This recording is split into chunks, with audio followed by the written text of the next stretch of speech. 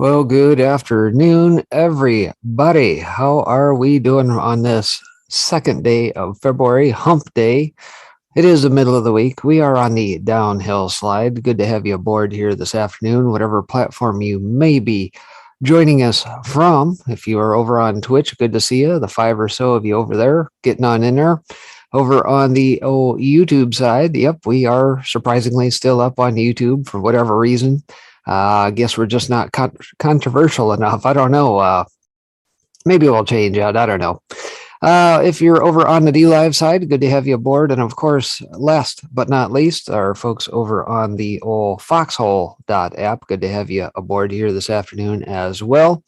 Got a bang up show lined up for you here this afternoon. The first hour, I'm going to try and knock out a bunch of stuff and kind of round things out with some stuff going on up north of the border as well as down in Australia. Things getting geared up here stateside for these convoys for freedom, et cetera, et cetera. And second hour, KB should be joining here. We'll have some discussions of what all is going on down his neck of the woods and everything else under the sun. Third hour, not sure if Sunny is going to be with us here today or not. It's a little bit iffy, maybe a bit under the weather, but we're prepared nonetheless. And in the event she is not here, third hour, I think what we'll probably do is spend some time going through some of the feeds and that out there, live feeds and that from north of the border and perhaps even down old Canberra way down Australia and see what's trucking going on down that way. So with that being said, appreciate you guys tuning in as always. The folks joining on all the various platforms. Looks like chat must be a little bit slow here today. Good to see you. And what the heck, let's just get after it here. Probably the big news story of the hour is none other than what's going on over at Clown News. Out of Red State, the end of the most toxic man in media. And look at that mugshot of old Jeff Zucker over at Clown News. And apparently, rather sporadically, deciding that today was the day to call it quits. Says, as we covered earlier, Jeff Zucker announced his resignation to a stunned CNN after an investigation of the Chris Cuomo scandal at the network revealed an extramarital affair with Clown News executive Allison Gollust. Now, if the name doesn't sound familiar, here's her official Clown News biography, emphasis mine. Mind you, this is out of the Red State here. Gollust serves as chief spokesperson for the news brand and leads marketing, publicity, and public relations teams in New York, Washington, D.C., Atlanta, and L.A. Her role as CMO gives her responsibility for brand strategy and marketing efforts for all of the brands within the Clown News worldwide portfolio. Gollust oversees CNN's creative marketing, events, on-air promotions, off-channel, and digital marketing efforts as well. And prior to joining Clown News, Gollust served as communications director for New York State Governor Andrew M. Cuomo. No conflict of interest to see here, folks. Prior to that, she was executive VP of corporate communications for NBC Universal, where she oversaw all aspects of the company's global communications efforts. She started at NBC in the corporate communications group in 1996 and was named senior publicist for Today in 1997. With successive promotions, Gollust added responsibility for communications efforts supporting NBC News, MSDNC, CNBC, and the Weather Channel, and signature programs including NBC Nightly News, Dateline, and Meet the Press. She began her career as a news anchor, reporter, and producer in Denver. Gollust resides in New York City with her two daughters. And she was actually accused by Ari Fleischer as the person responsible for protecting Chris Cuomo at Clown News initially.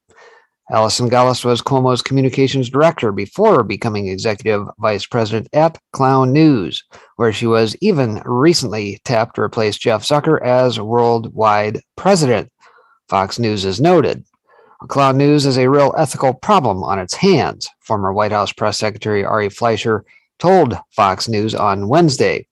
Fleischer was adamant that Chris Cuomo had accepted punishment for his role in advising his brother over his mushrooming scandal because of the influence of Gollust. She now runs a show. She's number 2 to Zucker at Clown News, a former aide to George W. Bush told Fox. And if you read the reactions on Twitter, the only people who appear to be surprised are the people who work at Clown News. Most of the other reactions are best summed up by Ben Smith, who reports on the media at the New York Times. The Cuomo blast radius is incredible. Yeah, I would say so. And let's see how many more folks this is going to ensnare, right? It says if guys like Brian Egghead Stelter and Oliver Darcy are stunned by this, they haven't been paying attention. Zucker oversaw Matt Lauer at the height of the most scandalous behavior, and he allowed the same behavior at Clown News, which saw a major journalistic ethics violation in the way Chris Cuomo handled his coverage of his brother, then governor of New York, Andrew Cuomo, and then helped advise his brother and even use his sources to try to identify the woman who were making claims against him. Now, perhaps if Clown News' actual media reporters paid attention to the media, they might not have been so shocked. Everything about this was entirely predictable. Indeed, this is all the Cuomo investigation claiming more heads, as was entirely expected. There was very little reason to believe Zucker's job wouldn't be affected in some way over the Cuomo scandal. But more importantly, that investigation has claimed the head of the most toxic man in media. Zucker was originally praised for bringing more documentary-based content to Clown News. And of course, when Trump rose to political power during the 2016 election cycle, under Zucker's direction, Clown News focused their coverage on him to the point that he received the equivalent of millions in free advertising. When he became the nominee, all the coverage turned extremely negative. They were openly combative during his presidency, using all of their coverage to appeal to the resistance types and those who just wanted to watch a good sideshow. But in the post-Trump era, the network under Zucker began to bleed viewers. Ratings have been consistently in the toilet, with stretches of time that the network couldn't break. 1 million viewers during prime time, which belonged to the two most opinionated hosts on the network in Chris Cuomo and Don Lemon. Zucker's focus on those two in particular is emblematic of why his reign has been so awful. There are guys who are more news and opinion at the network, but they are constantly being overshadowed. Instead, Jim Acosta is given a key anchor role after a circus act sparring with Trump whenever cameras were on. It says if there is any reason the viewers' trust in the media in general, and CNN in particular, has tanked, it's the fact that Zucker designed the network to be an opinionated network that was supposed to attract partisan consumers. It failed miserably, primarily because the personalities he chose were just diet versions of what was already offered at MSDNC. People who wanted those kinds of opinions already had a place to get them. They weren't going to go with Lemon, who is just Rachel Maddow light. The way the entertainment industry works, Zucker's job might not have been in such danger had the ratings not tanked. But not even the corrupt media industry can protect you if you aren't producing results. And every single gain Clown News made has been entirely wiped out. Zucker is an absolutely toxic person, and his toxicity has morally bankrupted Clown News. There is no reason why Americans should trust Clown News anymore, and they have fled the network in large numbers. So that's the piece out of Red State here, and I did see that Trump has indeed responded and basically called Zucker a world-class sleazebag. So there's that as well in response to old Zuckerberg, or not Zuckerberg, but Zucker getting the ouster at Clown News. All right, so aside from that, other media folks in the news here as of late, you'll probably note that old Whoopi Goldberg is in some deep doo-doo as of late. LifeZet had this piece out after her disparaging comments as of late on The View.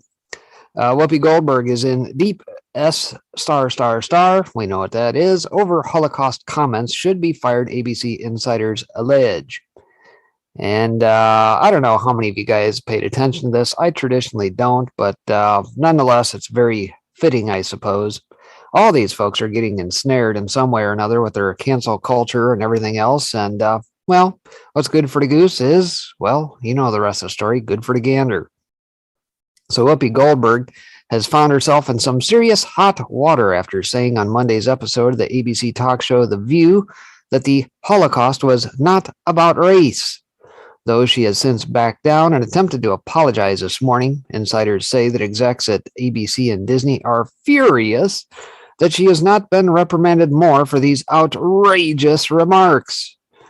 Goldberg had argued yesterday that the Holocaust couldn't be about race, as she described Jews and Nazis as two groups of white people. Check out Goldberg's comments that got her into this mess in the video below. And I think I'll skip that part, but I think there's a follow-up because I think she was on one of the Jimmy shows. I can't remember if it was Kimmel or which one, and she kind of doubled down on it even after getting yanked off air here in recent days. ABC staffers and Disney Network execs are saying Whoopi went way too far, an ABC source told Page 6. And board members are not happy with her apology and want a fuller retraction. The word is that Whoopi is in deep S_T. So there you have it. It says, why does Whoopi seemingly get a pass when others don't? Perhaps this time she won't, the insider continued. Many at the network, including her fellow host, believe Whoopi is too controversial now for the show. Really? It says not stopping there. The source went on to say that this incident isn't just going to blow over. This will cast a shadow over everything for a while. Even Joy Behar was heard saying backstage that Whoopi is dead wrong and may not ever recover from this, the insider explained. Joy found this particularly troubling and couldn't believe Whoopi wouldn't stand corrected until she was forced. Even Goldberg's agents have reportedly gone into panic mode over her anti-Semitic remarks. Her agents are panicking that she may have ruined herself for good, the insider alleged. Plus, now she has to worry about potential death threats. Aww. Goldberg attempted to backtrack this morning by saying that she misspoke. I tweeted about it last night, but I kind of want you to hear it from me directly. I feel a responsibility, she said. My words upset so many people, which was never my intention. I understand why. The information I got was really helpful. I said the Holocaust wasn't about race and was instead about man's inhumanity to man. It is indeed about race because Hitler and the Nazis considered Jews to be the inferior race, Goldberg continued. Words matter and mine are no exception. I regret my comments and I stand corrected. And here it is per Snoopster. Big Mouth Whoopi Goldberg made some very disparaging remarks on The View about Jews and the Holocaust. She thinks because she gives lame apology, all should be forgiven. She's on a show that is complicit in giving out misinformation and putting down anyone who doesn't agree. Yesterday on our show, I misspoke. And I tweeted about it last night, but I kind of want you to hear it from me directly. I said something that I feel a responsibility for not leaving unexamined because my words upset so many people, which was never my intention. And I understand why now. And for that, I am deeply, deeply grateful because the information I got was really helpful and helped me understand some different things. And while discussing how a Tennessee school board unanimously voted to remove a graphic novel about the Holocaust, I said that the Holocaust wasn't about race, and it was instead about man's inhumanity to man. But it is indeed about race, because Hitler and the Nazis considered Jews to be an inferior race. Now, words matter, and mine are no exception. I regret my comments, as I said, and I stand corrected. I also stand with the Jewish people, as they know, and y'all know, because I've always done that. So because of all of this, we've asked Jonathan Greenblatt, the CEO of the Anti-Defamation League and author of It Could Happen Here, to help continue this very important conversation. So there you have it, apparently out of the mouth of Whoopi Goldberg here. And it says, many have since taken to Twitter to argue that talk show hosts like Sharon Osbourne have been fired for far less than this, arguing that Goldberg should meet the same fate as they did. Whoopi may benefit from the fact that people are tired of cancel culture, another TV insider said, but it is still astonishing that it's one rule for Whoopi and another for everyone else. It remains to be seen whether or not Goldberg will be given a full free pass for this, but given how devoted she is to spreading the left-wing agenda, it's unlikely that the liberal media will actually hold her accountable for her own words. The hypocrisy of the left is truly astounding. So there you have it, in a nutshell, of what has taken place with old Whoopi and the Yin Yangs over at The View.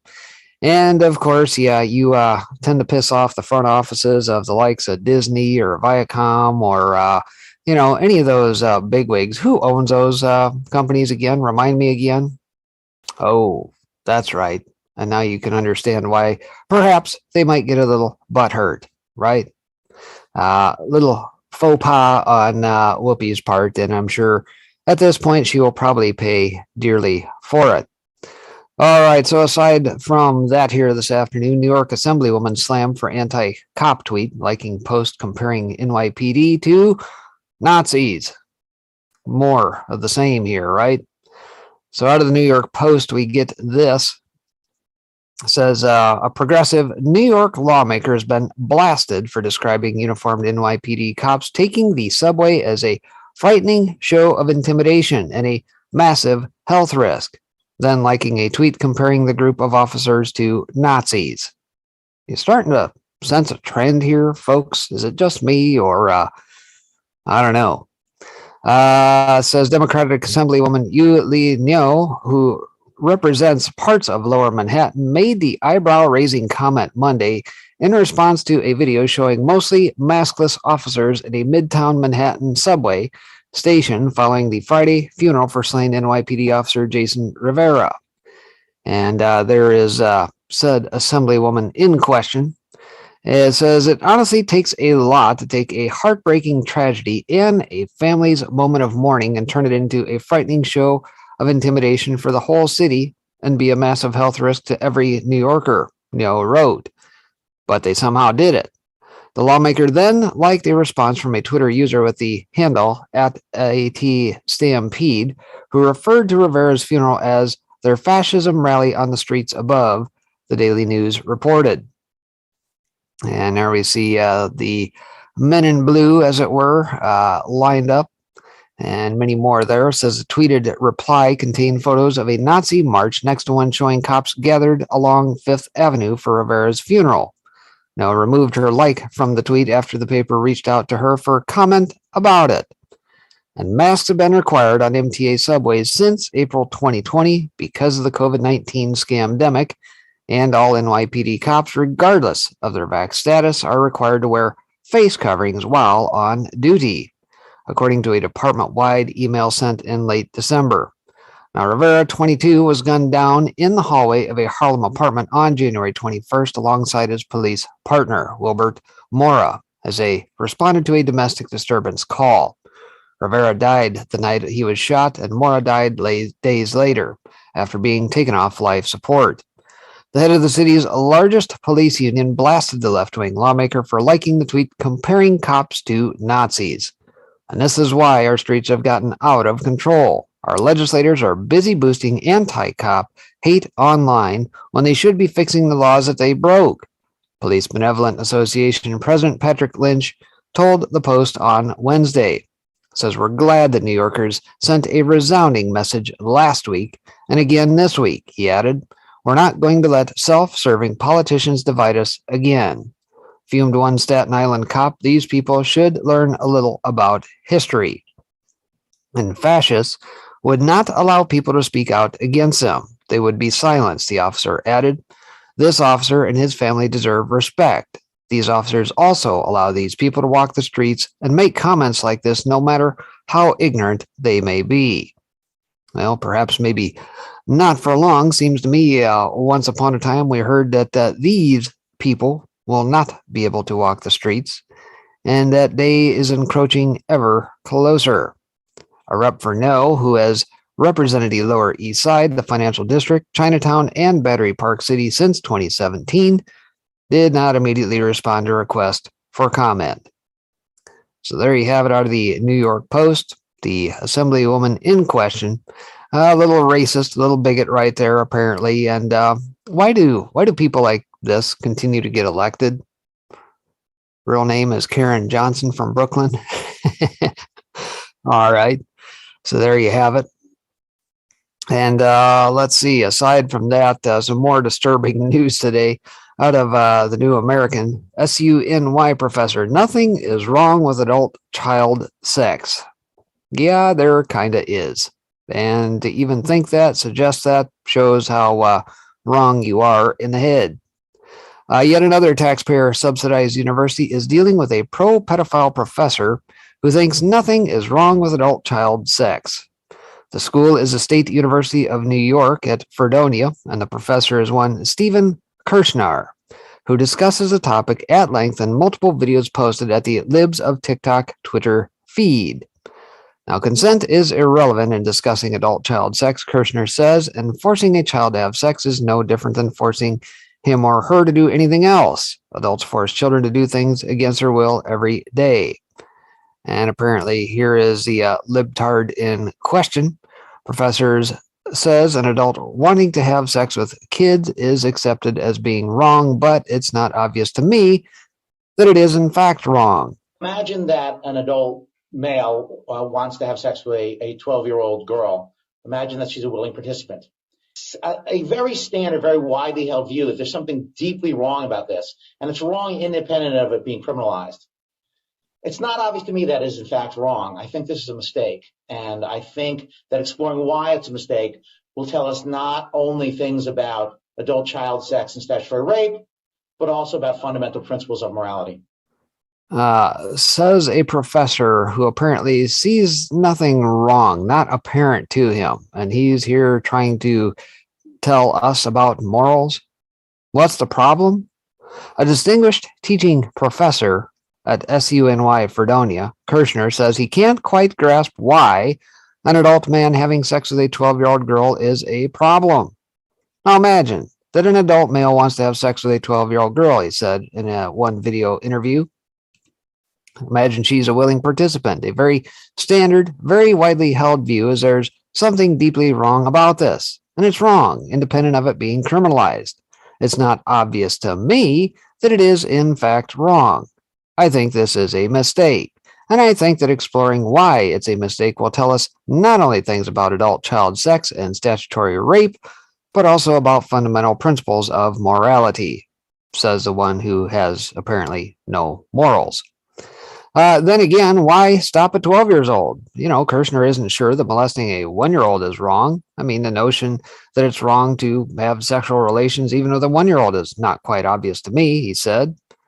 And there are reports in some cultures of grandmothers filleting their baby boys to calm them down when they're colicky. The grandmothers believe this actually works. If this were to be true, it's hard to see what would be wrong with it. What? More libs of TikTok. Just keeps getting worse. This guy needs to be fired as soon as possible. Yeah, obviously. Says in another interview, Kirshner explained that we make children do all sorts of things they don't want to do. So coercing a child into sex is no different than forcing her to go to bed or get up on time for school or to attend church or sister's ballet recital or a relative's funeral. Yeah, there kind of is. And we don't care what they say. Kirshner's interlocutor agreed. That is all a child's life is coercion by adults, and often to make the child do something for the adult's pleasure only. Thus, adult-child sex is permissible. No. Kirshner has also put his thoughts in writing. Non-forcible adult-child sex is thought to be morally wrong in part because it's non-consensual. However, he wrote, and we'll get some enlightenment here, says, in this paper, I argue against this notion. In particular, I reject the accounts of the moral wrongfulness of adult-child sex that rest on the absence of consent, concerns about adult exploitation of children, and the existence of a morally primitive duty against such sex. I think the dude is a little bankrupt and void of reason between the ears. Kirshner's book on the subject, 2017's Pedophilia and Adult-Child Sex, a Philosophical Analysis, carries this blurb at Amazon. The sex intuitively strikes many people as sick, disgusting, and wrong. The problem is that it is not clear whether these judgments are justified and whether they are aesthetic or moral. By analogy, many people find it disgusting to view images of obese people having sex, but it is hard to see what is morally undesirable about such sex. Here, the judgment is aesthetic. This book looks at the moral status of such adult-child sex. In particular, it explores whether those who engage in adult-child sex have a disease, act wrongly, or are vicious. In addition, it looks at how the law should respond to such sex given the above analyses. Understandably, SUNY Fredonia ran from the pro-pedo professor as if he had the plague. Now, SUNY Fredonia is aware of a video posted online involving one of its professors, the school said. The views expressed by the professor are reprehensible and do not represent the values of SUNY Fredonia in any way, shape, or form. They are solely the professor's views. The matter is being reviewed. Now, Alan Walker, who thinks pedophilia must be called minor attracted persons, or MAPS, is another pro-pedo professor.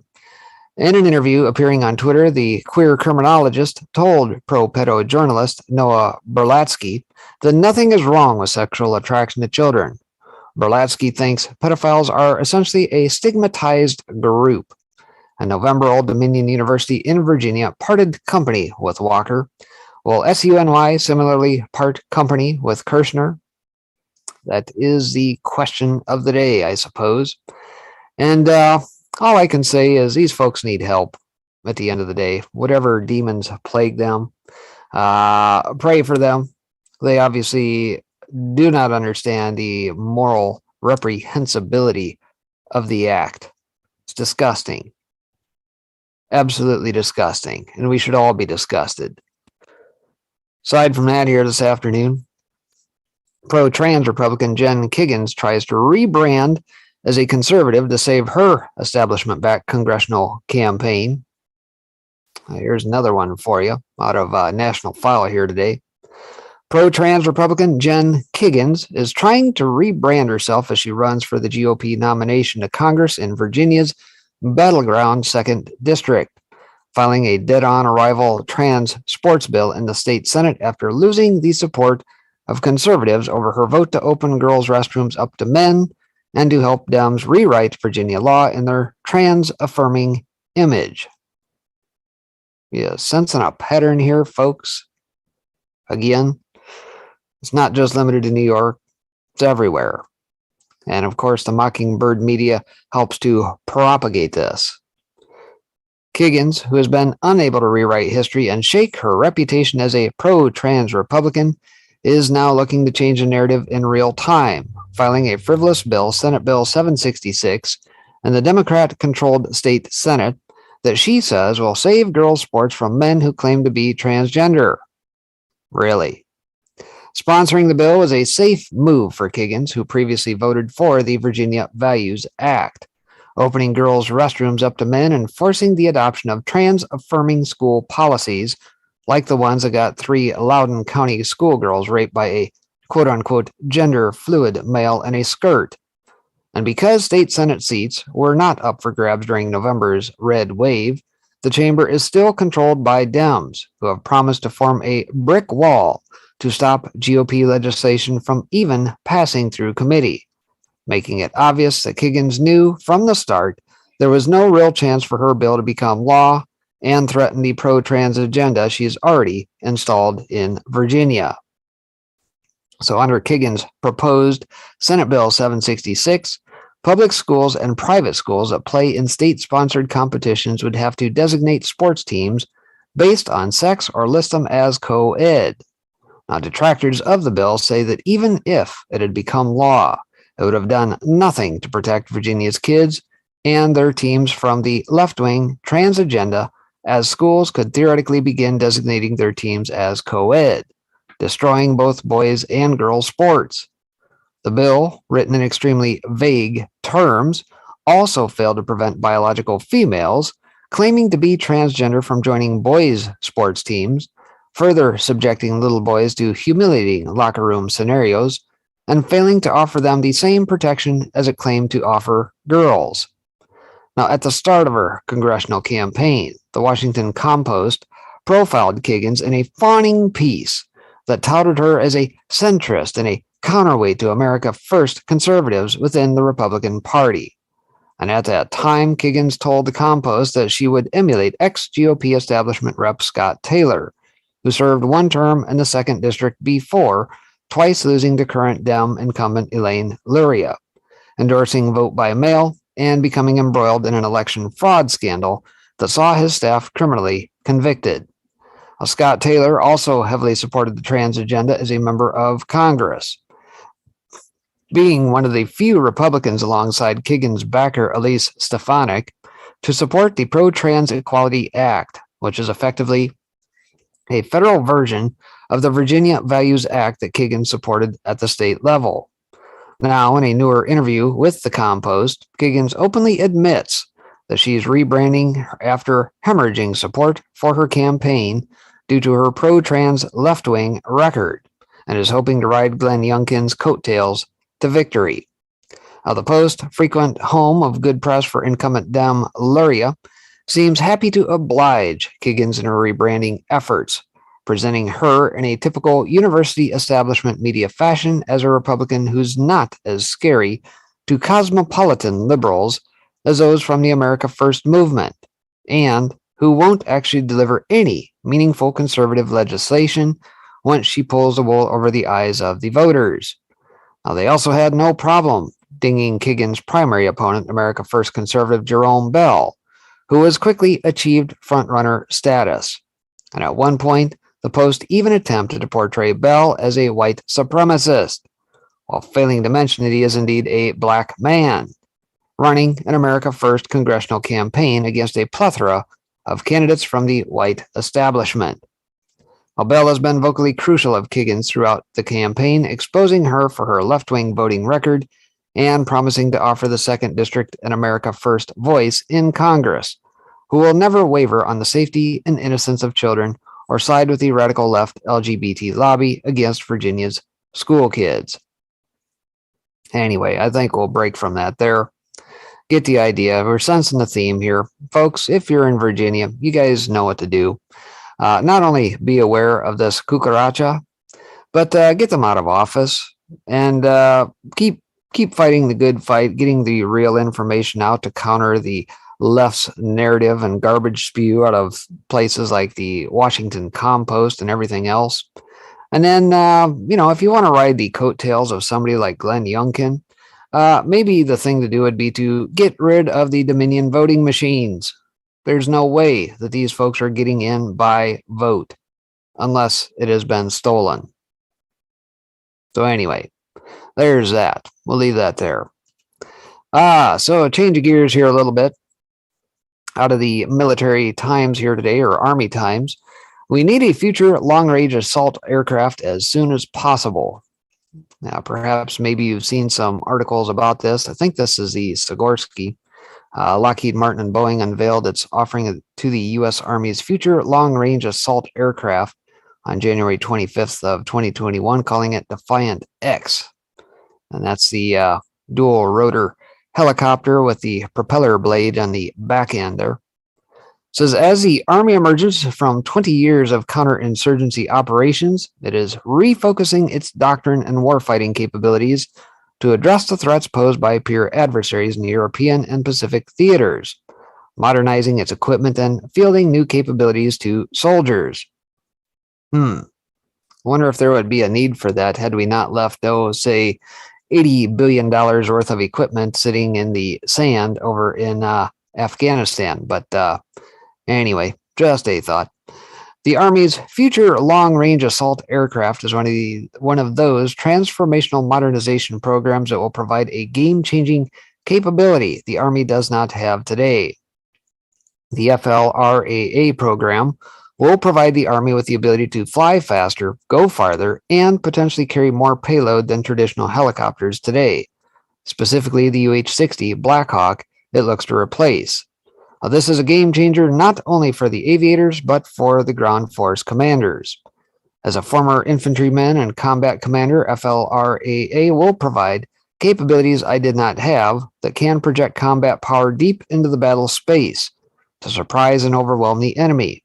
As the Army reorients toward peer threats, the ability to maneuver combat forces large enough to overwhelm and surprise the enemy is absolutely critical. I commanded in Iraq and Afghanistan and conducted air assault operations routinely. Helicopters allowed me to maneuver around terrain and mass combat power on the objective, many times in very tight spaces, and completely overwhelm the enemy. In fact, the ability to mass combat power, infantry, and equipment directly onto the objective is the key tenet of an air assault operation. Missing force on the objective overwhelms the enemy, catches him off guard, and allows for a quick and successful outcome. Future conflicts will require flying deep into enemy territory, making the need to mass combat power in tight and confined areas, like urban environments, even more important. When soldiers get off the aircraft in a hot landing zone, they want all their buddies with them. They cannot afford to wait for reinforcements. And as the Army considers options for FLRAA, the ability to quickly mass combat power reduces operational risk, increases survivability, and ensures success. Says another key attribute FLRAA will bring to the ground commander is the ability to operate in and around the objective area with greater lift capability and range. It is important that the next aircraft have increased capacity to sling load vehicles, heavy artillery, all classes of supply, and conduct casualty evacuation with speed and precision. One of the challenges I had in Afghanistan was getting soldiers and equipment across mountain ranges or into landing zones at high altitude and hot temperatures. The UH-60 Black Hawk helicopter, which is smaller in size, more numerous, and less expensive to operate, simply did not have the power to do the traditional assault and resupply mission in these environments. This required the use of the CH-47 Chinook, a very capable large helicopter, to perform the Black Hawk missions. So there we have that. We'll break from that there.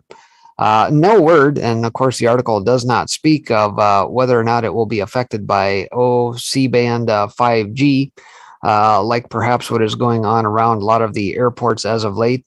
Obviously, AirPlanes.net apparently, as we're finding out, missed the memo as 5G is being rolled out from AT&T and Verizon, and whether or not their altimeters will be affected. But along those lines, helicopters also are affected. So perhaps maybe a word to the wise, to the Army and folks developing this. Maybe you want to run some tests on whether or not the old 5G is going to interfere with you or not, and adjust accordingly. Just a word of thought here. Anyway, aside from that, did Pfizer influence Neil Young's decision to try and cancel Joe Rogan on Spotify? How many of you guys have been paying attention to the flap that's been going on with Spotify, Rogan, Neil Young, Joni Mitchell? I think that's now picked up a couple other folks. There was, what the heck's her name? Brain Brown or something, that out of the UK. And I think even Grohl, Dave Grohl out of the Foo Fighters were listed as some of the folks who are thumbing their nose at Spotify as of late. So a lot of cultural battles not taking place on the grounds of Spotify at the moment. So I get this piece out of News Punch, says Neil Young, in case you hadn't heard, recently pulled his music from Spotify after the music streaming giant refused to bow to his demands and removed Joe Rogan from their platform for spreading alleged dangerous COVID misinformation. Now, the head of the World Health Organization even sided with the singer over his stance. But why would Neil Young be so bothered about somebody discussing COVID, the jabs, and alternative medications during a Spotify podcast? Or could it be that there was another reason for his decision?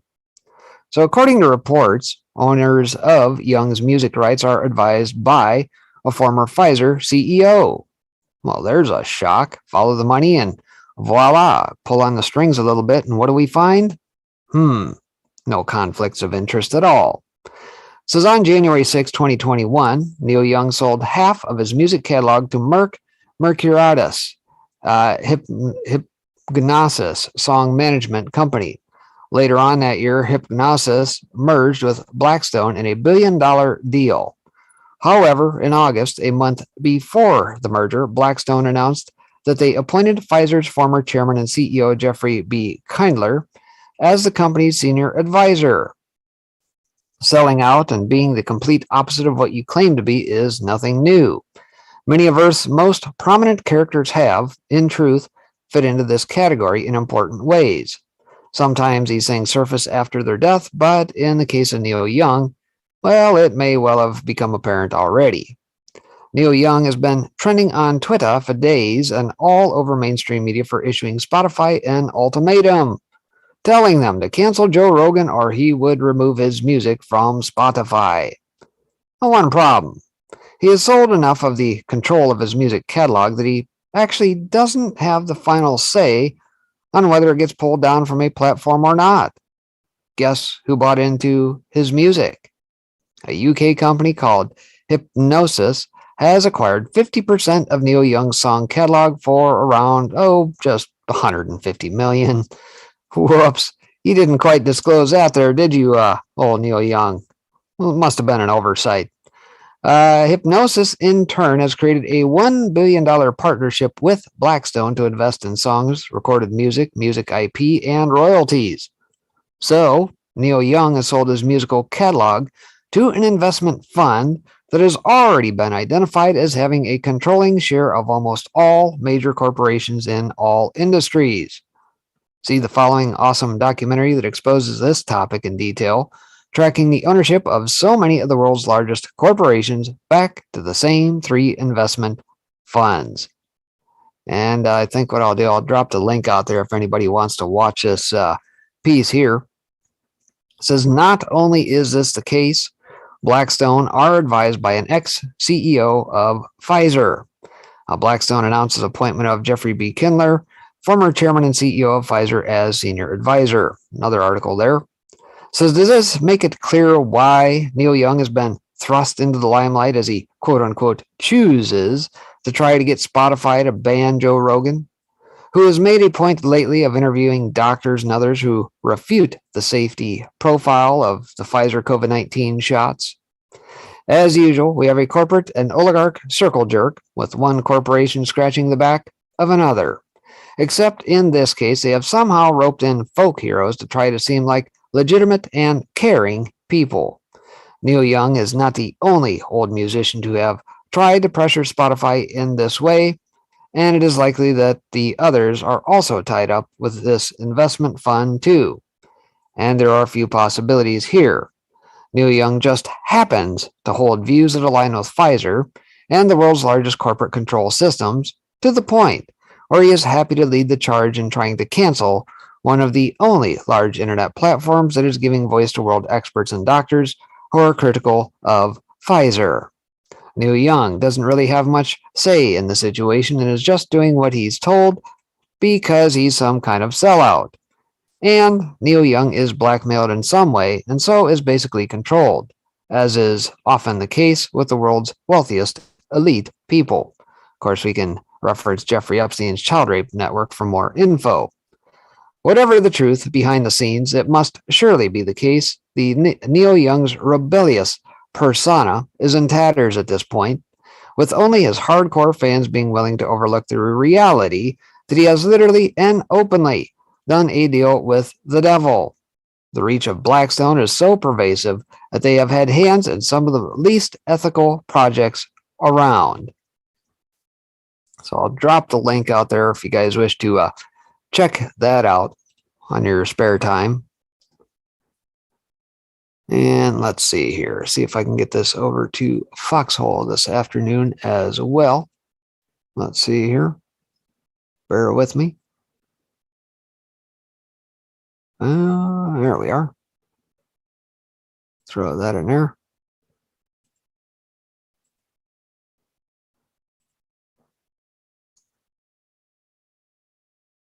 Come on, get in there.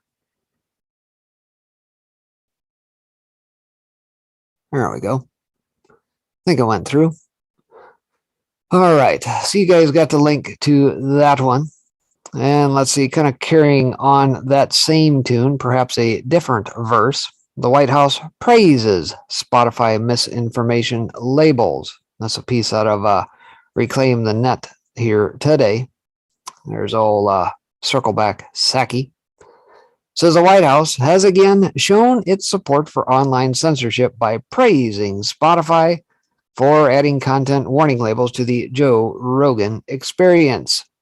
White House Press Secretary Jen Circleback Saki even added that there's more that can be done in a press conference this week. The new Spotify labels will be based on many of the recent big tech labels where a label will be attached to a piece of content that goes against the ideas of government authorities. Yes, shame on you for having such wrong think. Shame on you. We shall attach label as to warn the masses. This disclaimer is a positive step, but we want every platform to continue doing more to call out mis and disinformation while also uplifting accurate information, Saki said when asked about the new Spotify label policy. Says our view is it's a good step, Saki added. It is a positive step, but there's more that can be done. Saki asked online platforms to do more to combat misinformation, and that certainly includes Spotify, she said, pronouncing the audio platform incorrectly. So there you have that. When do we get to start applying misinformation and disinformation to everything that comes out of the White House and, Clown News, MSDNC, and all the rest? I mean, dear God, if we did that on actual free speech platforms, whether it be Frank Speech, Gab, I don't know, I'll even go so far as saying Twitter and the Facebooks and the like, their friggin' heads would explode, right? Trusted authorities. No. You're not really trusted anymore, Saki. And the fact that you don't have control over speech that you would like to, well, those days are kind of coming to an end. So enjoy the show. Anyway, aside from that, another piece out of Red State here. Report, Tucker Carlson's ownership of rival networks much deeper than previously known. Where is this rabbit hole lead and what spawned this? Says there's a reason why media hall monitors like CNN's Brian Stelter, the Daily Beast's Justin Baragona, the Media Matters gang, and infamously dishonest former Vox quote-unquote journalist Aaron Rupar so intently document the commentary of Fox News host Tucker Carlson. They're quick to claim it's for purposes of calling out supposed misinformation and right-wing nuttery. But the reality of it is that Carlson is the most monitored cable news show host out there because he's so maddeningly popular. And his critics, most of who are on the far left, are anxious to witness that one moment when they think they will spell doom for the highly influential commentator and his program. So basically, kind of like all throughout the years of Trump, they're waiting for that aha, gotcha moment, aren't they? Except they can never really find it. Their goal, of course, is to get him off the air.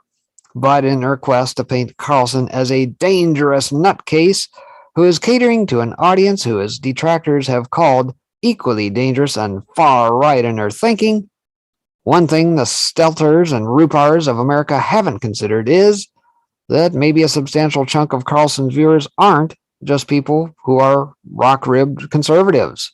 That maybe, just maybe, some of the people who tune in might not necessarily agree with him most of the time, but are nevertheless interested in an alternative point of view.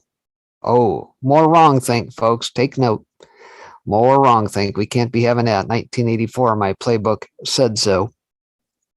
Says, though his bashers would tell you there's no way that was possible. A new report filed Tuesday by The Wrap details just how deep Carlson's ownership of rival networks is. So much so that he's even winning the Democrat demographic over CNN and MSNBC, per new data from Nielsen's MRI Fusion on October 2021 ratings. Well, perhaps maybe it has a lot to do with the fact that the Dems have swung the pendulum so far to the left that their ideology has left most of their folks behind, and they want nothing to do with it. But they'll never consider that viewpoint, will they? Says more surprising are the stats about Carlson and Fox News poll with self-proclaimed Democrats. Of those demo-aged viewers surveyed who identified as Democrats, 39% chose Fox News, 31% chose MSNBC, and 30% chose CNN for programming from 8 p.m. Eastern to 11 p.m. Eastern. And total day viewership, Fox News grabbed 42% of Dems aged 25 to 54. CNN nabbed 33% and MSNBC got 25%. Now, Carlson was top among Democrats in the demo across all of cable news that month and ranked third place among Dems in total viewership, too. Now, of the top 4 programs among Dems and total viewers, Fox News had 3, The Five, Tucker Carlson Tonight, and Hannity. The top spot in total viewers went to MSNBC's The Rachel Madcow Show. Now, that data also shows that Fox News and Carlson are handily winning over independent viewers as well. The wailing noise you hear is the sound of liberal tears flowing from all of Carlson's haters upon finding out that those who watch his program each night on Fox can't always be stuffed into a convenient ideological box for demonizing and denigration from the usual suspects. I suspect that at least part of what drives more than just conservatives to tune into his show is that a lot of what he speaks is just common sense. Not only that, but he's not afraid to call out both sides of the aisle, liberals for going even further to the left, and conservatives who don't stand firm on their promises, or who otherwise are just not getting the job done. Plus, Carlson himself can't really be tucked into an ideological box because his viewpoints sometimes differ to a significant degree from the rhetoric we hear from others on the right on hot-button issues, like on the Ukraine issue, for example.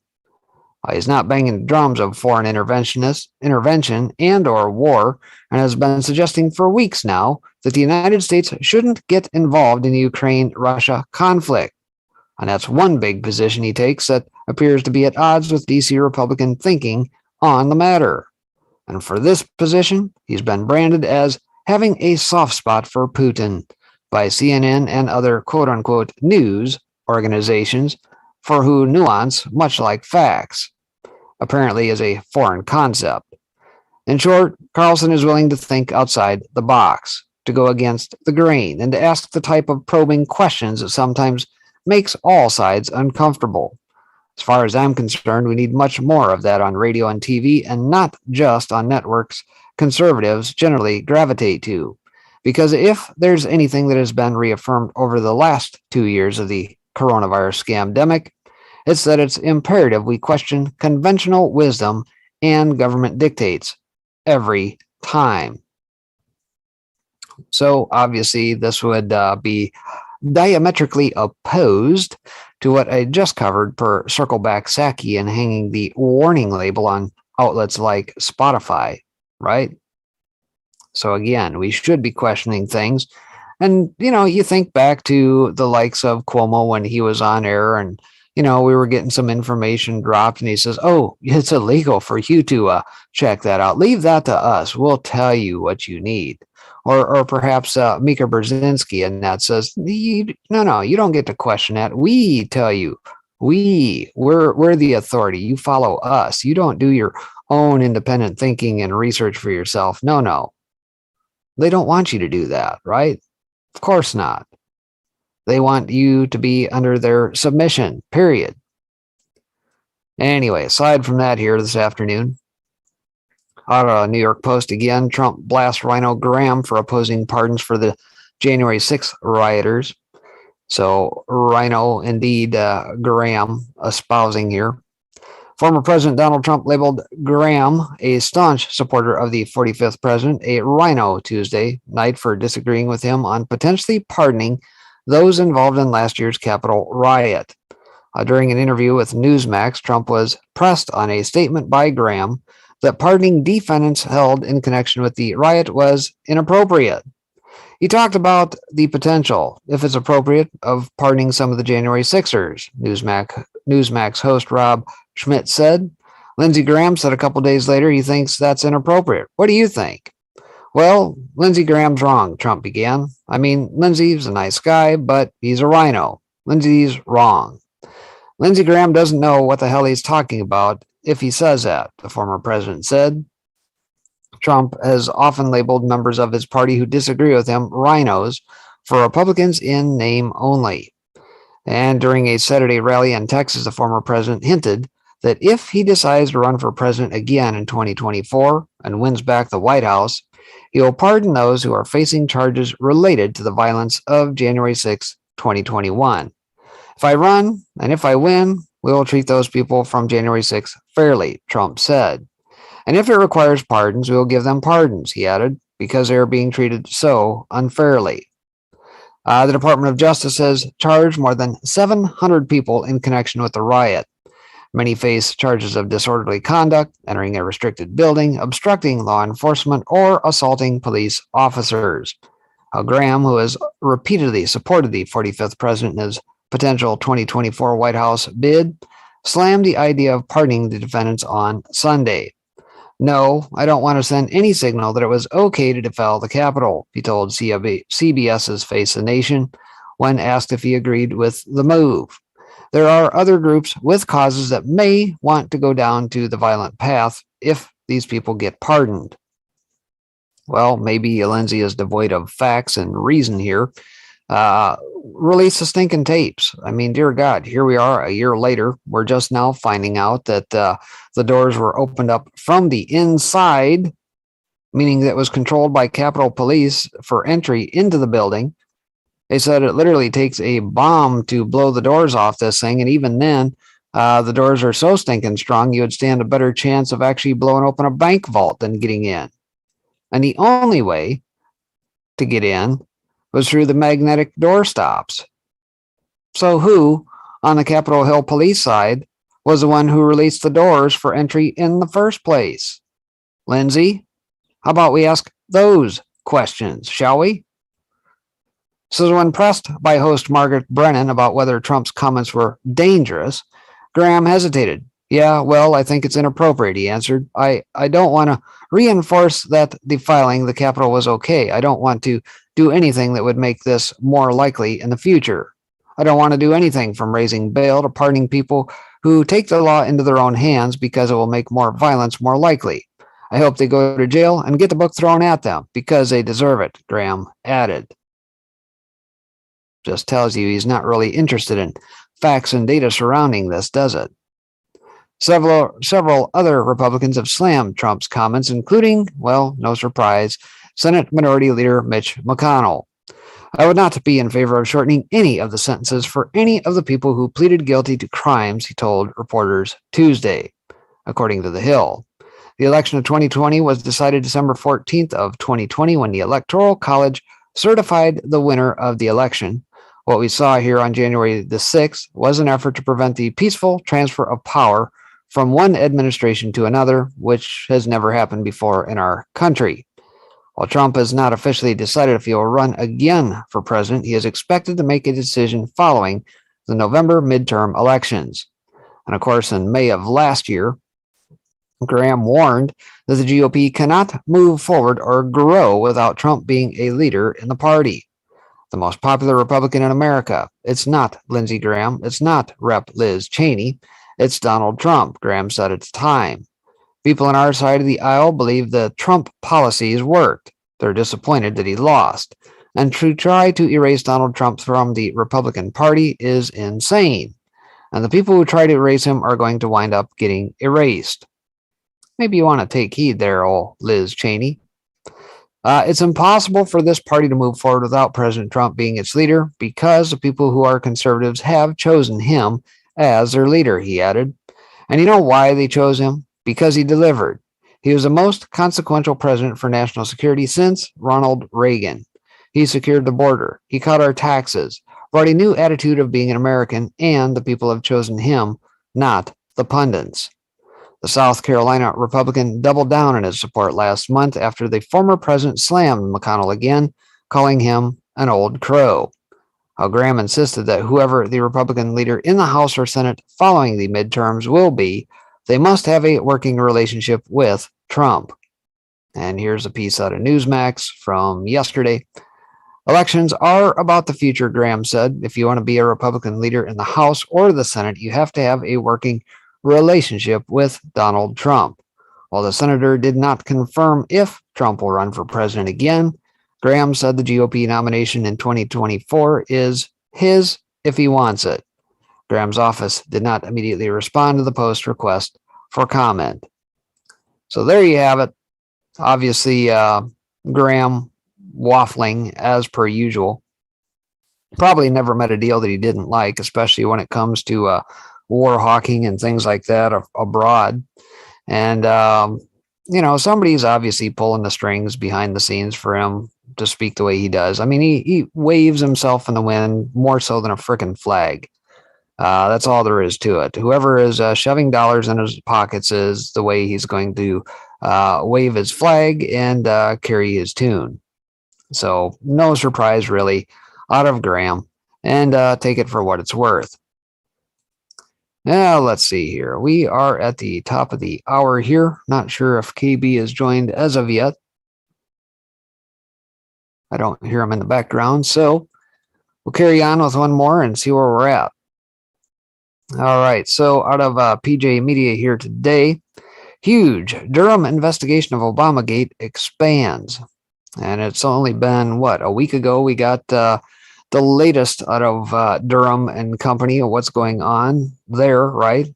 And then, of course, here recently, I think we saw kind of a counter move to suggest that perhaps old Biden was planning on replacing him as a special counsel.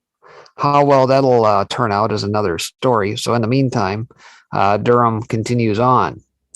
So again, out of PJ Media here, says Special Counsel John Durham is not yet finished with his investigation into the Obamagate scandal, and a new report says his efforts have expanded.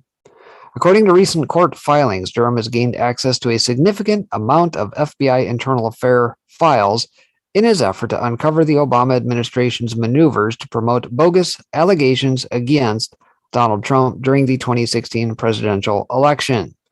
Team Obama's disingenuous investigation of the anti-Trump allegations, called Crossfire Hurricane, relied on the discredited Christopher Steele dossier, which was paid for by party activists.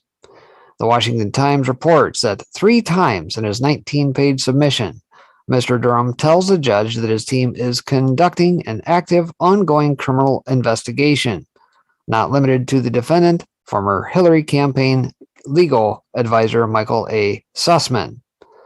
Durham was appointed as special counsel in December 2020 in order to protect the investigation, which began while he was a U.S. attorney, from being quashed by the Biden administration. Biden promptly fired all Trump-appointed U.S. attorneys in the first weeks in office. This is obviously not good news for Joe Biden, who has been implicated in the scandal. During his confirmation hearings, U.S. Attorney Merrick Garland refused to commit to protecting the Durham investigation. Durham reportedly now has access to over 130,000 pages of new material, with 492,000 pages more expected. It is a lot harder for a president to fire a special counsel than a U.S. attorney. It'll be interesting to see if Biden and Garland attempt to obstruct the investigation going forward. Yes, indeed it will. You want to talk about a conflagration in the DOJ. Let's see how they try to sweep this under the rug, or what's going to happen. I wonder, can they be charged with obstruction at that point? The likes of Merrick and Biden both? Is that possible? Has it ever been done before? I don't know. I have to see how it pans out. All right. Oversight Board overturns Facebook censorship decision of user asking for advice on how to speak to a doctor. It's not just with COVID that Facebook has been inserting itself into matters of health. So how the hell does Facebook get in the middle of this? Well, last August, Facebook removed a post where a user asked for advice on how to talk to a doctor about the prescription drug Adderall. The Oversight Board has now overturned the decision, arguing there was no immediate or direct link between the post and the probability of harm. In June, the user, based in the US, asked the question in a private group for adults who supposedly have attention deficit hyperactivity disorder, aka ADHD. The user, who suggests they have ADHD, asked group members how they would approach their doctor about Adderall, and the user said they were given Xanax.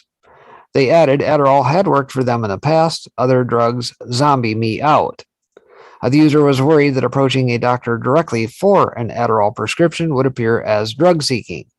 The post had attracted comments from other group members providing advice, but Facebook removed it for violating the Restricted Goods and Services policy. The user's account was also suspended for 30 days. And after reviewing the case, the board found that Facebook's decision to remove the post was a mistake. It argued that the Restricted Goods and Services policy does not ban the content seeking advice on pharmaceutical drugs for real medical conditions.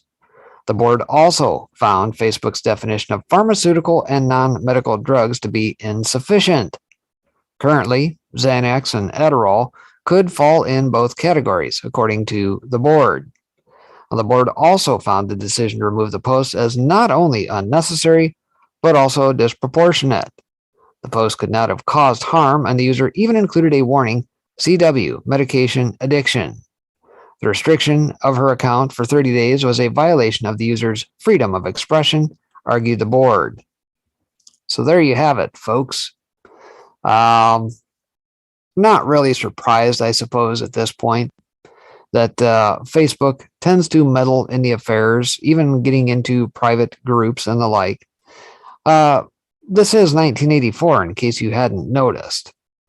So if you are still on Meta, aka Facebook platforms, get off of them. If you're on YouTube and the like, get off of them. If you're on Twitter, same thing. These folks do not have our interests in mind. They want total, absolute control. Doesn't matter the circumstances, no matter how innocent this particular case was.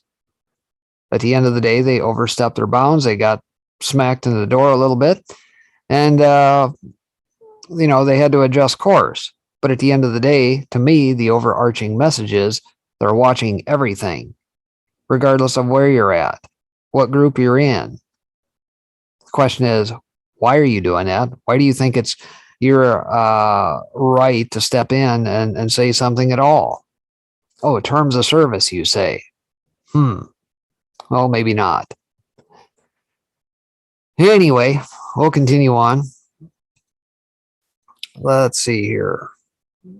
Out of Resist the Mainstream here this afternoon, we get this, another Trump piece here. Trump files legal response and accuses New York AG Letitia James of breaking state laws. And of course, we know this has kind of gone back and forth like a ping pong ball. Obviously, the witch hunt and that continues out of New York. And apparently, Trump has filed in response to said accusations and whatnot. The Trump family have accused New York Attorney General Letitia James of breaking state laws for a politically motivated fishing expedition in a fiery court filing Tuesday. The legal filing lodged by Donald Trump's lawyers in New York claims James was hell-bent on prosecuting the Trumps even before she got into office or saw any evidence against them, and has used her AG investigation into the family firms to raise money for her political campaigns.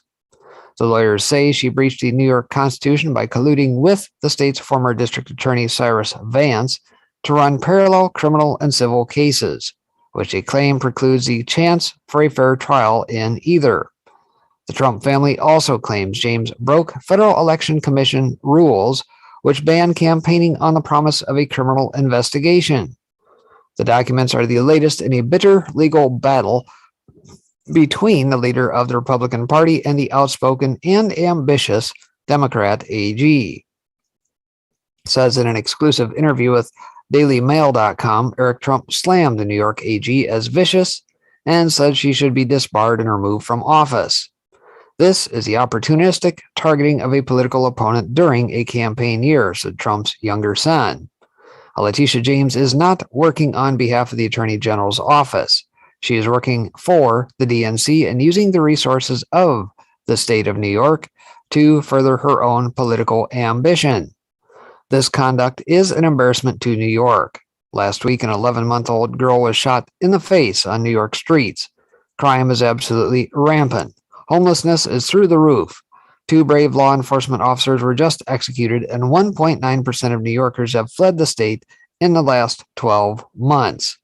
Yet, Letitia's sole focus and all the resources of her office remains on getting Donald Trump, the leader of the Republican Party. In 2019, James launched a civil investigation into the then president and his companies. Her office claims to have found significant evidence indicating that the Trump organization used fraudulent or misleading asset valuations to obtain a host of economic benefits, including loans, insurance coverage, and tax deductions. New Manhattan DA Alvin Bragg, who succeeded Cyrus Vance Jr. this month, is also criminally prosecuting the Trump organization and its finance chief, Alan Weisselberg, for alleged fraud. And in December, Trump sued her in federal court after she subpoenaed him and his children to testify, and this month filed an injunction seeking to halt her probe. James rejected the Trump's previous filings in a public statement, saying she would not be deterred by frivolous lawsuits and will continue to follow the facts of this case because no one is above the law. This month, James' office took the unusual step of releasing some detailed information on their claims of fraud against Trump and his businesses. They accused him of claiming his Trump Tower penthouse was 20,000 square foot bigger than it is to achieve a valuation of over $200 million, more than its true worth, and loan application documents. He allegedly told the IRS he had 7 non-existent mansions worth $61 million, that is 7 Springs Estate in Westchester County, and received tax deductions worth millions of dollars as a result. James says the Trump organization's longtime chief financial officer, Alan Weisselberg, testified that he told an insurance company valuations were by independent appraisers, when in fact they were by Trump organization staff. And in legal filings, the AG office says Trump valued his Aberdeenshire golf club in Scotland at $435 million in 2014, based on the assumption he could build 2,500 luxury homes on it, when in fact it had approval to build fewer than 1,500 holiday apartments, residences, and golf villas. It says, and they claim that one of Trump's flagship New York properties, 40 Wall Street, was drastically overvalued on his statements of financial condition, the annual record of his assets and liabilities that he gave to lenders and insurers. The building's value was recorded at $200 million for a 2010 loan modification and $260 million in 2012, but was valued between $524 million and $621 million on his SFCs during the same period, James Probe claims. So anyway, this goes on for a bit here. Obviously, you see the ridiculousness of it. They think they're going to find something. They will likely find absolutely nothing in that regard. And again, we know that old Letitia James has political ambitions to become governor after getting somebody like Cuomo out of the way. Hochul, I'm sure, probably has similar ambitions. And so, hey, this is going to be a knockdown drag-out between a couple women for the top spot in New York. And you got to have cash in order to run a campaign. Let's see, what better way to raise cash than say, I'm going to be the one to unseat Trump. Well, we saw how well that worked out for 4 years when a coup was staged against him, right? And of course, now we've got the likes of Durham probing the HRC campaign and everybody else as a result. They didn't get it done. Well, I don't know what sort of arrogance and hubris that Letitia James has that thinks that she's going to be the one. It's not going to be so. And of course, if there's probably a Dem in charge of the Financial Elections Committee, well, chances are all these claims that Trump is putting out there probably aren't going to see squat happen. So they know how to cover their bases. We've covered that pretty well ad nauseum over the years on how they have just magically put people in the right places at the right time and covered all of their bases. So anyway, moving on from that, More along the lines of election-related stuff here, still out of PJ Media. Newly redrawn congressional districts are blatantly partisan. Well, there's a shocker. I mean, dear God, we've only seen the likes of Judicial Watch filing suits in Maryland about the gerrymandered districts and various other states trying to come up with independent bodies to come up with the redrawing of the districts after the census and everything else. And of course, we get this. It says the U.S. Constitution doesn't say much about what is required for drawing lines for a congressional district. It left the mechanism for electing congressmen and senators in the hands of the states, which has generally meant that states have the responsibility of drawing their own district lines. Now, the states still have that responsibility, and over the last 232 years, the process of redrawing district lines has evolved very little. The party in power in each state still tries to rig the drawing of lines for new districts every 10 years to give itself the maximum advantage at the polls. In the 1960s, the Supreme Court's one-man, one-vote rule was put into effect. The killed at-large districts that, at that time, were common across the southern states. Basically, the High Court took the redistricting process away from the southern states and put it in the hands of the federal courts. And at the time, the South was solid Democratic territory, a one-party dictatorship. The GOP barely existed in some states. Up north, it wasn't any better. Dems had a stranglehold on the House of Representatives thanks to Dems owning the majority of state legislatures and governorships. From the 1940s to the 1990s, Dems controlled the House. As their control began to slip in the 1980s, Dems started using new tools to slice and dice congressional districts down to the precinct level. This was gerrymandering on steroids, and it resulted in some of the most laughably drawn congressional districts imaginable. And we're still seeing it today. Out of the New York Times. But when party leaders in Albany introduced the proposed lines on Sunday, many onlookers quickly seized on what seemed to be a singular example of mapmakers' partisan excess. A freshly drawn district now held by Representative Gerald Nadler, a powerful Manhattan Democrat. Indeed, with its serpentine shape, Mr. Nadler's reimagined district, New York's 10th, is almost comically contorted and overwhelmingly favors Democrats. It stretches 15 miles through 15 different state assembly districts from Mr. Nadler's home on Manhattan's Upper West Side to Brooklyn, jumping over New York Harbor and making 3 sharp turns to take in small strips of Carroll Gardens and Boerum Hill, before broadening out to encompass all of Prospect Park, Borough Park, and Bensonhurst. Comically contorted is an understatement, and the redrawn New York map will virtually destroy the Republican Party in New York State, with the GOP losing 5 seats, leaving them with just 4 representatives out of 26. But New York isn't the only state where Dems have radically gamed the system for an advantage.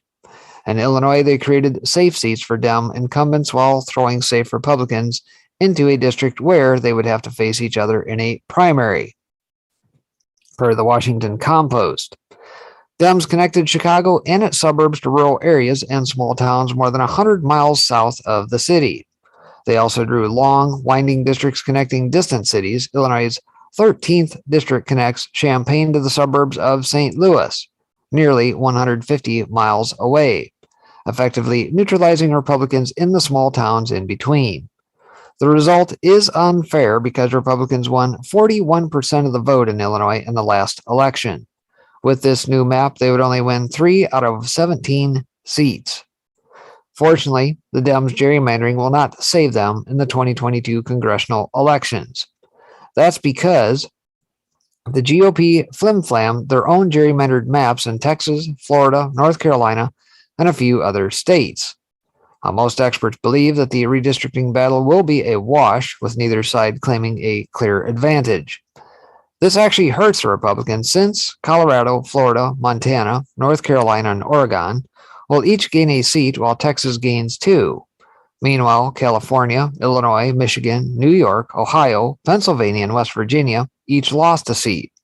Democrats in blue states being able to rig the map decisively in their favor negates the GOP advantage in drawing new districts in red states.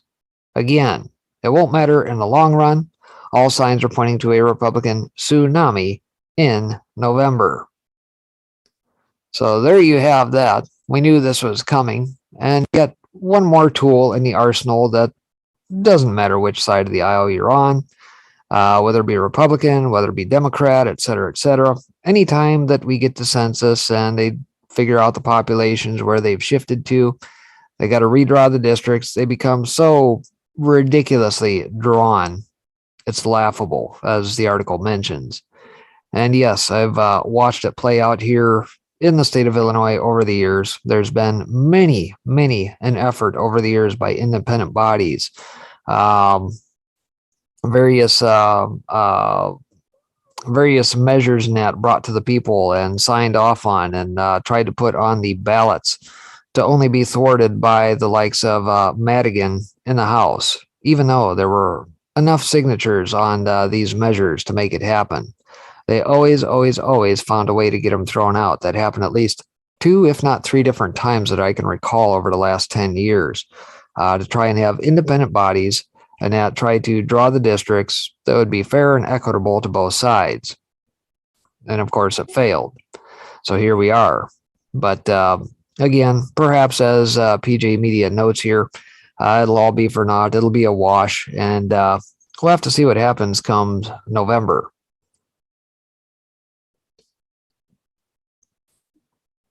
All right. Don't hear KB yet, so I suppose we'll continue on here. Now, let's see here. Maybe I got a message. Uh-oh. Power outages today. Uh-oh. That's no good. All right, so we'll adjust course here. You're stuck with me for about the next hour and a half yet until 412 and Pixels get aboard here. So I think what I am going to do, I think the next series of articles start to get into what is going on with everything north of the border by way of the Convoy 2022. I do have a few articles in that in the arsenal, but I think maybe what I'll do is I'll go through a couple of these articles, maybe at the top of the hour here, depending on how long it takes to get through a couple of these. I think I'll go ahead and see if I can find some live feeds in that to bring up. Probably show that for a little while, and then I'll kind of come back on that with a couple other articles in order to kind of round things out. So let's see if we can do that. All right here. So first up, by way of some of the shenanigans going on up north, let's start with Quebec. There we go. So out of News Punch, Quebec ditches its plan to tax the unvaxxed to avoid angry backlash. Gee, I wonder why. You know, if any of you guys are listening to any Mockingbird Media Net out of Canada, pay attention to what they say. Frankly, I have seen some pretty ridiculous things come out of there, from things over the weekend saying, oh, Putin's behind it. Well, that's a tired old playbook item, and that they like to recycle. To the folks actually stealing food from the homeless, apparently. Let's see, what else? I don't know. There's been a number of things, but nowhere over the last 6 days of watching this on various channels now that are pushing multiple feeds out. One, have we seen any windows broken out of businesses in downtown Ottawa? Haven't seen that anywhere, any feed. Don't see fires not blazing on cars and overturned vehicles, cop cars busted out windows, things of that nature. Nope, haven't seen that. Don't see people running through the streets with sticks, kind of replaying a little Antifa versus Proud Boys reenactment or anything along those lines. Nope, we don't have that. So if that isn't going on, then what does the Mockingbird Media have to do? Well, they got to manufacture something, don't they? And of course, you wheel out the weasel and that in hiding, Trudeau here lately. You guys are all racist. You guys are the fringe minority. You guys hold What did he say? Incorrect thoughts or incorrect, what was his terminology he used the other day? Something ridiculous, and it's absolutely laughable. So out of news punch. Obviously, they're seeing the writing on the wall, the level of pissed offness of the Canadians to the north, the masses, the absolute huge, long lines of truckers that made it in. Some actually didn't make it in. As of Friday, many were still 30, 40, 50 miles back, coming from all directions, by the way. Didn't make it in. And so we're seeing the likes of Calgary being, for lack of a better term, occupied. We've also got the border down in Montana and Alberta area occupied at the moment. Some interesting stuff there we'll get to. But Quebec ditches its plan to tax the unvaxxed to avoid angry backlash. The Canadian province of Quebec has dropped its plan to impose a health tax for all adult residents who chose not to have the COVID jabs. Well, the regional government said that the idea would only alienate people. Quebec Premier Francois Legault told reporters on Tuesday, "I have to make sure that I protect the health of Quebecers, but I also have to protect the peace in our society." He added that in the last week or so, there's been an increase in the reaction of people. RT reports, while the province's health minister said Quebec saw an uptick in vaccinations after the tax plan was unveiled in mid-January. In announcing the about face, the premier said, "I understand that this divides Quebecers, and right now we need to build bridges." They are angry more than ever. "I don't like to see Quebecers divided like we're seeing." The proposed health contribution would have fined unimmunized residents for between $50 and $100, with Legault initially saying the policy aimed to tell people who choose not to get vaccinated that there will be a price to pay and make up for sacrifices endured by the rest of the population. To date, around 84% of those eligible in Quebec are considered fully vaccinated, just above the national average. The province of Ontario, Canada, most populous, previously opted against a similar tax, arguing the policy was unjustifiably punitive. Premier Doug Ford said his administration would take a different approach, though he implored residents to receive the shot. Quebec's decision to scrap the fine comes amid a major vaccine row at the Canadian border, where truck drivers have gathered to protest vaccination mandates in both Canada and the U.S. in recent days. One stretch of borderland in Coutts, Alberta, reportedly saw a blockade of around 100 trucks, creating a miles-long backup on Montana's Interstate 15. The Alberta government has denounced the protest as a significant inconvenience that must end immediately, while police declared the gathering unlawful and vowed to take action to stop it earlier on Tuesday. Well, that didn't work, because as the Royal Canadian Mounted Police found out, RCMP, they started to call around to various trucking outfits and various folks to try and tow said truckers out of the way.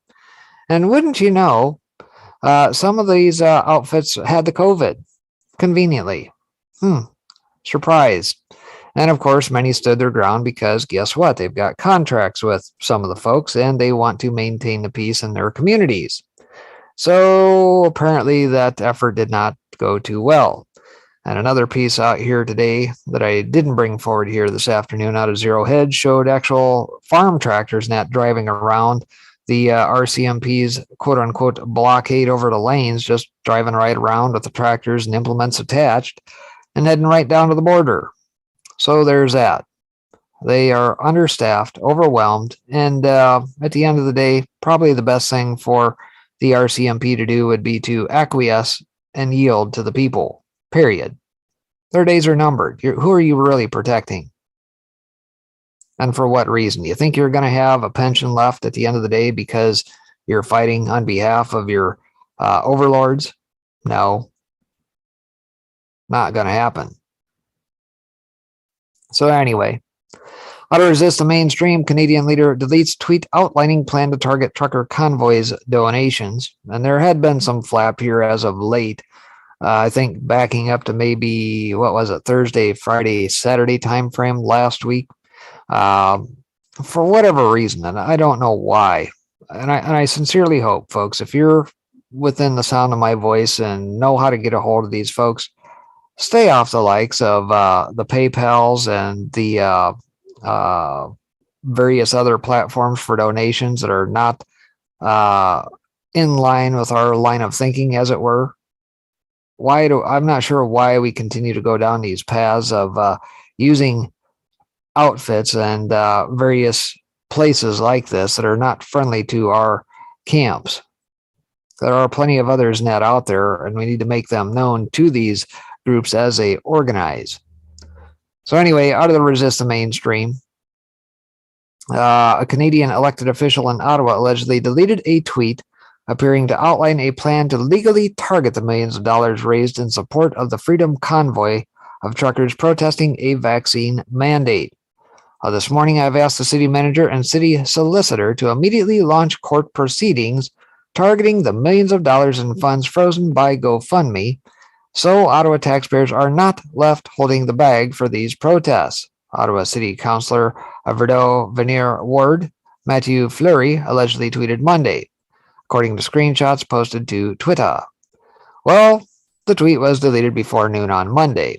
Fox News examined Fleury's Twitter account Monday morning and found it was restricted to only allow approved followers to see his tweets. It is unclear when Fleury protected his Twitter account. Fox News reportedly contacted Fleury's office multiple times since Monday, including on email and by phone, but did not receive a reply. Ottawa Mayor Jim Watson also did not return Fox News requests for comment when contacted via email and on voicemail concerning the alleged deleted tweet. Fox News was unable to independently verify the authenticity of the tweet. The GoFundMe page for the Freedom Convoy 2022 shows over $9 million has been raised since it was established on January 14th. And mind you, I think this article is dated yesterday. I think that it has now since eclipsed the 10 million mark, which, by the way, if you've listened to the organizers, have explicitly said the funds are going to go toward fuel and food and housing and all that good stuff, shelter, you name it. News stories began circulating last week reporting that the GoFundMe page was frozen and organizers needed to outline how the millions of dollars in raised funds would be spent. So a GoFundMe spokesperson told Fox News Digital on Monday the organizers did detail how the funds would be spent and that they withdrew the $1 million to support their effort. The trust and safety of our global community is our top priority. That is why we're following our standard verification process and working directly with the campaign organizer to ensure the funds are distributed as stated by the organizer and in compliance with the law and our terms of service. Another organizer of the convoy said at the group's first press conference on Sunday that mainstream media outlets were reporting just a fake story regarding the fundraising page. It was probably working to sabotage the donations that were coming in. The Freedom Convoy of truckers left Vancouver for Ottawa on January 23rd to protest the federal government's vaccine mandates for cross-border truckers and is calling for an end to coronavirus restrictions. The convoy reached Ottawa this weekend and was joined by thousands of other Canadians protesting the mandates. And of course, Prime Minister Justin Trudeau, who tucked tail and ran, slammed the protesters in a virtual news conference on Monday for allegedly spewing hateful rhetoric, which is, by the way, complete garbage because none of that has indeed occurred. There's no word yet on when we'll see the likes of Trudeau return or what sort of offense they're going to try and mount against those who are now stationed and occupying Ottawa at this point. But I guarantee you that they are probably going to try and mount some level of a response. What that will be, well, it's not going to be televised, folks. Just like the old mantra says, a revolution is not going to be televised. However, it may be streamed, so keep your eyes and ears out. All right, so aside from that out of natural news, Ann Vandersteel lauds the Freedom Convoy, slams Trudeau for dismissing protest significance. So, And Vandersteel lauded the Canadian truckers for standing up against the Wuhan coronavirus vaccine mandate and staging a freedom convoy of trucks over the weekend from the western province of British Columbia. The convoy was greeted and cheered on by supporters on the way to Ottawa, the capital of Canada, rather. Mind you, folks, if you saw any of the footage, it was pretty inspiring to see so many people from so many towns come out in support, solidarity of the truckers, and then only to have the old slap in the face by little petty tyrant Trudeau come out and say, oh, this is a fringe minority. Well, it sure didn't look like that on the way to Ottawa, with all the people lining the streets, honking horns, waving flags, things of that nature. Fringe minority? I hardly think so. Says that is great. There's actually hope for humanity when I see kids out there like that standing up there in support of the truckers who do not want to have the poisonous jab forced on them so they can do their business and bring home food for their family and get a paycheck, said Vandersteel during the January 28th episode of Steel Truth on Brighteon TV. That, ladies and gentlemen, is all we need to know, that there is hope for humanity. We just need to continue to push this information out so people understand what's at stake. Vandersteel also played audio recordings of children expressing their support to the thousands of truckers who are challenging the Canadian government's vaccine mandate. And these are some of their messages. Hi, my name is Gabriel. I'm from Manitoba. I'm turning 13 years old tomorrow. And I just wanted to say it's the best birthday gift ever having you guys fighting for us. Hi, my name is Matthew. I'm 12 years old and I'm from Alberta. And I just wanted to say you guys are awesome. Keep on trucking. Thank you. Hello, I'm Talia. I'm 10 years old. I came from Manitoba. I just want to thank you guys for what you did. I'm praying for you. One kid who didn't mention her name simply said, thank you for fighting for my freedom. Good night.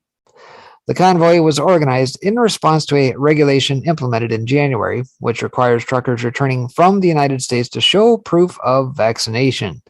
But in recent days, it was broadened to include Canadians critical of pandemic restrictions in general and of Prime Minister Justin Trudeau.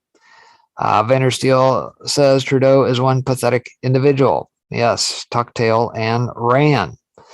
Vandersteel herself was critical of the Canadian Prime Minister. Trudeau is one pathetic individual.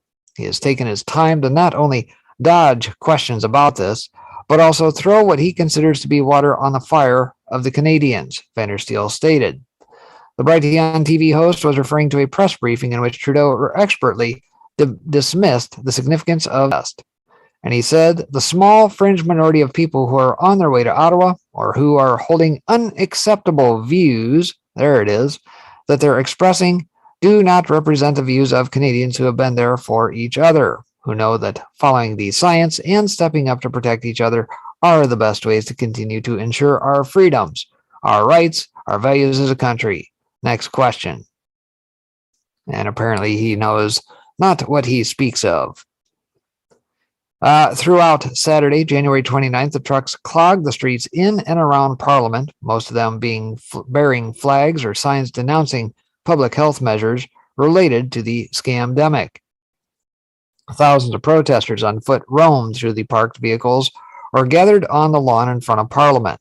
Some of them carried Canadian flags upside down. And according to reports, the protests were loud and freewheeling, but generally peaceful.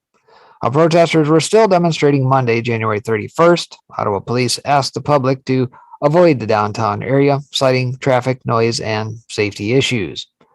And of course, Trudeau cowers from the protesters. Several Canadian news outlets reported that Trudeau and his family had been moved out of their official residence by the Royal Canadian Mounted Police as a precaution.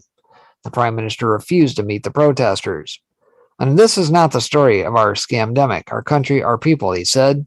My focus is standing with Canadians and getting through this scamdemic. But Candice Bergen, deputy leader of the Conservative Party, said the protesters represented millions who have had enough of lockdowns and broken promises. They deserve to be heard and they deserve respect, she wrote on Twitter. Reports on social media indicate that truckers in the U.S. may be planning a similar demonstration that would see them drive from California in the west to the country's capital in D.C. and more on that here momentarily. So yes, indeed, this is still going on. No intentions of leaving anytime soon until the mandates are dropped and everything else is relinquished. And it's been peaceful. Hell, you look at the grounds in front of the buildings now, they're shoveled, they're clean. Unlike their other protesters, the peaceful protesters we witnessed on the likes of Clown News, where fires are burning in the background and the reporter standing out front of it saying, oh, this is a mostly peaceful protest. No, these folks are pretty polite, pretty courteous, take care of their own trash, don't leave trash scattered around everywhere. No, they actually pick up their trash, put the bags net right next to the receptacles for everything else to be picked up, and they're prepared. They can go the distance. Do you honestly believe these truckers probably didn't bring enough supplies with them to, stay a couple, 2-3 weeks, if not months, if not longer? So there's that. All right, let's see here. Also along those lines, out of Rebel News, live from Ottawa on Saturday, what was it like in the Capitol during the height of the crowds? Sheila Gunn Reid spoke with Dakota Christensen, who called in live from Parliament Hill during the height of the Freedom Convoy protests that took place this weekend in Ottawa. And I'll come back to that here momentarily, show a little bit of the clip here. It says, during Rebel News special Freedom Convoy protest live stream on Saturday, Sheila Gunn Reid spoke with Dakota Christensen, who called in live while on the ground during the height of the Freedom Convoy protest that took place this weekend in Ottawa. And you can see all of Rebel News Freedom Convoy coverage and donate to help support our journalism at convoyreports.com. Be sure to join Rebel News Live every weekday at noon, 10 a.m. Mountain, alongside occasional special live broadcasts. And as far as I know, yes, Rebel News has been out there quite often. Don't know that they've been live streaming as much as some folks, but definitely out there. So we'll take a little bit of a listen here to what happened on Saturday. Awesome. Fantastic. I'm right here in front of Parliament. There's a sea of people here. The streets all across downtown are absolutely flooded. You cannot drive anywhere around here. They're filled with people. Let me just pan around just for a moment. I'm standing on the lawn of Parliament here, and there is just absolutely, I'm in an open spot here. It's a little dispersed, but I'm just going to walk forward a little bit for you here. And you have to push your way through an ocean of people here right now. As you walk through here. What are they telling you? Because Justin Trudeau keeps telling me that these are fringe, xenophobes, extremists, quite potentially terrorists. Are you getting that vibe from them, Dakota? Not at all. The vibe is lively here. People are celebrating. They're feeling free. There are signs up everywhere. Mandate freedom, free us, don't harm our children. Everyone is out carrying flags. People out here cooking. I'm going to walk towards the road here for a moment for you as I push past people. Excuse me. I'm right in the thing. All right, we'll pause that there. Lots of coverage, Nat. Like I said, I think maybe in the last hour here, see if I can find a feed or two, Annette, that we can watch as to what all is going on up there for the remainder. See if I can find a couple feeds. Maybe we'll bounce through some here for the remainder of the duration here today. Also out of Rebel News, breaking police violence at Freedom Camp in Canberra. So not only Canada, but obviously many other countries not following suit. We knew over the weekend that the likes of Italy was running in solidarity with the folks in Canada. Folks down in Brazil were. There's news that Netherlands not too far behind. But the folks in Australia have also managed to organize and get their stuff together and do the same.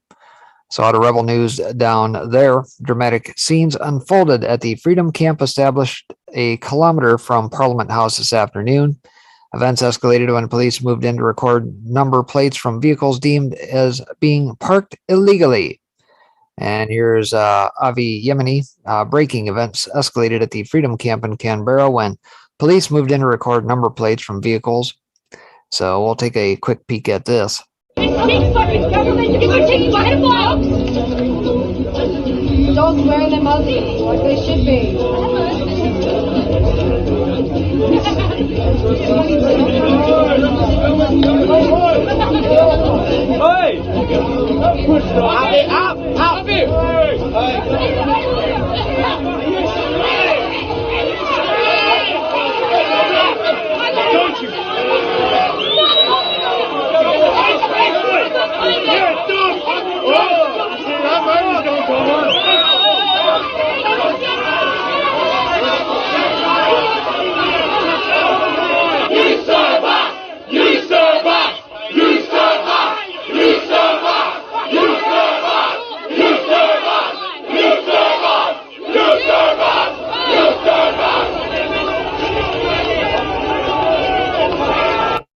So there we see that. Reports of a 65-year-old woman knocked to the ground stirred further conflict with other campers, including a man in his 70s who was pepper sprayed in the eyes, having to be carried off by bystanders.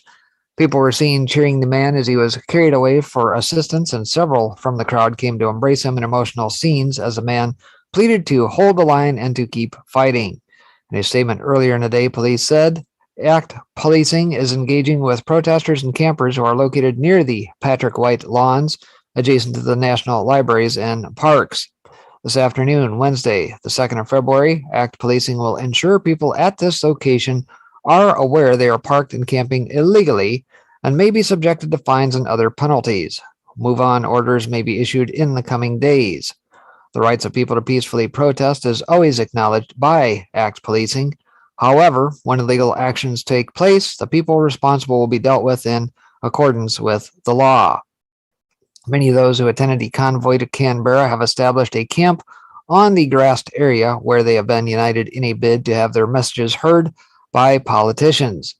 The camp has been steadily growing since the convoy led by truck drivers made its way to the nation's capital on Monday morning. Then, waves of the convoy have made their way in trucks, buses, cars, and motorcycles to protest in Canberra. So, still going on in Aussie land as well. Seeing lots of live streams and that picked up by various others who are streaming this stuff day in and day out. And no signs of that abating anytime soon either. So that, of course, leads us to the U.S. What's going on here? So out of the right scoop, tons of American truckers are about to make their own anti-mandate convoy to D.C. And this brought up yesterday. Pardon me. We knew that this was going to happen, and let's hope that they don't use the likes of some of these platforms to donate to and get smart about that. But can you imagine if we somehow were to manage to outdo what is going on in Ottawa over in DC? How many truckers would it take to officially shut down DC? 40,000, 50,000? And think of the supply chain mess that we're already in, right? You know, we're going to have to endure this for a little while.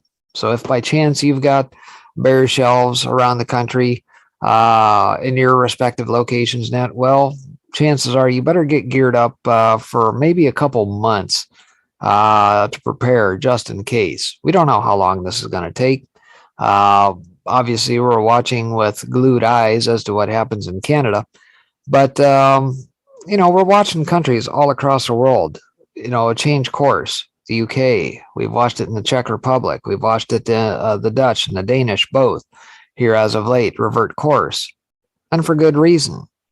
And so now it's a time for some of the larger economies like the Canadas, the USs, the Australias, and the like to do the same. So out of right scoop, inspired by the good truckers of our Canadian neighbor, American truckers are planning their own anti-mandate convoy to DC, and it will apparently begin soon. Per the Daily Caller, thousands of American truckers plan to take part in a nationwide convoy to protest COVID-19 vaccine mandates. U.S. truckers are planning the convoy after 50,000 Canadian truckers made their way to Ottawa in protest of their own country's mandate. The U.S. truckers will drive from California to D.C. And according to the Facebook group Convoy to D.C. 2022, created to organize the protest, the truckers describe themselves as part of many large groups who believe in our founding fathers. The group has more than 95,000 members as of Monday. We believe everyone has a voice. We support our freedom. Help us spread the word about this group, and together We all can make it a better place. God bless America, the Face Group says.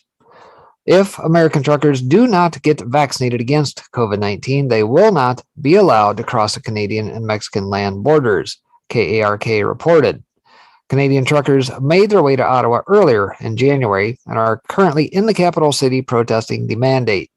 Canadian Prime Minister Justin Trudeau has left Ottawa and reportedly moved to an undisclosed location since the protesters' arrival due to safety concerns. Although a date has not yet been set for the convoy to DC, yet, the Facebook group said the protest will begin soon. And of course, as of the timing of this post, the convoy to DC 2022 now has over 137,200 members. So there's about a 40,000 member swing there.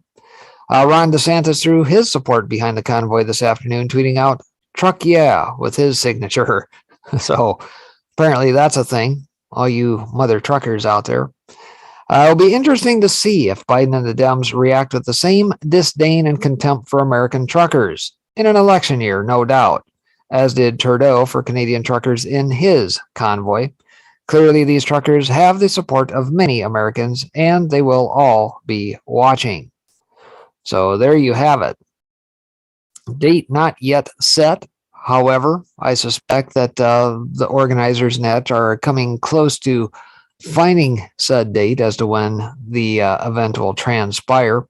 One other word of caution for all the folks net using Facebook as a platform, we should probably note that I hope they have a backup, whether it be on the likes of Telegram or wherever, something more firm than, say, Facebook, because chances are it won't be long and they'll get taken down. Somebody will catch wind of it, et cetera, and all the plans will be for naught. Now, it's not to say that they don't have backups, and they probably should. Let's hope that they do, and they'll still get it done. I think we can probably beat 50,000 truckers in that's presently up in Canada, if that's indeed a legit number. No idea. Per the interview and that with some of the organizers on Sunday at an undisclosed location in Canada, they lost track. They have no idea. They had trucks pouring in from all directions on this deal.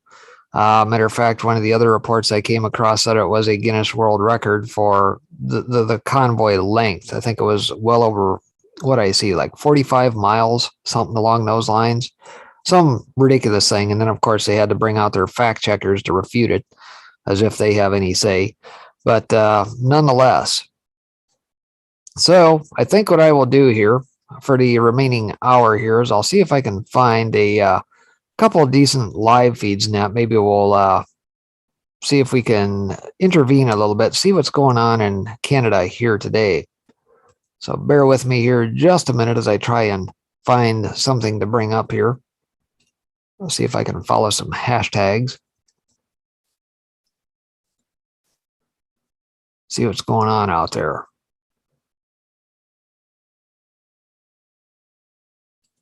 Oh, let's see. Convoy, shall we? And let's see if we can find some live ones. How about that? Freedom Convoy live day 6. Let's see. One watching there. Oh, 165 there. That one looks like it might be actually down at the border. That one's live all day. Where's Ottawa? Ottawaks. That's another good one to watch. Let's see here. Travel Fun 69. Yeah, he was a good one too. Let's bring him up. All right, so we'll flip this on here. Let this run for a little bit.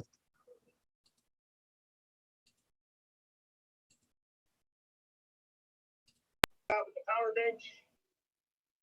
We got 3 power banks.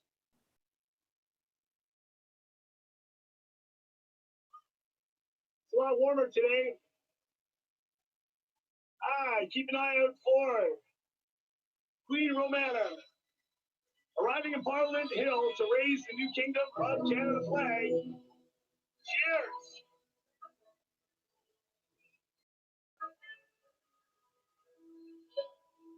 900 Canadian soldiers removed from military for not being jabbed. Shout out to them.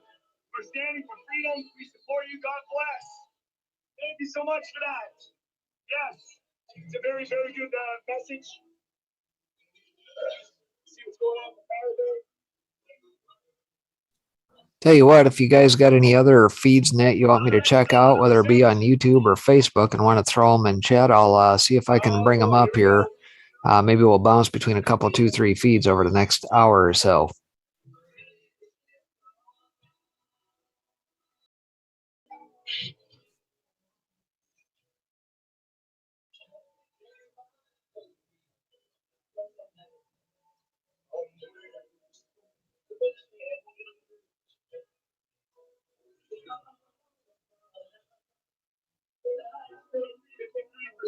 Okay, we're just checking the phone. All right, cheers.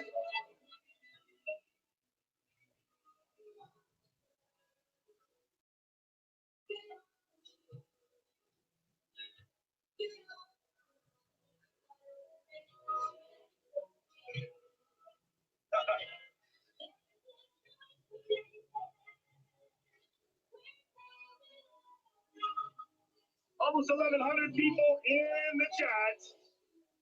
How you doing, guys? Subscribe, Channel 569. Check out Portland Andy. I hope everybody else in here. Cheers. Thanks for that, Yasmin. I know I never put it in.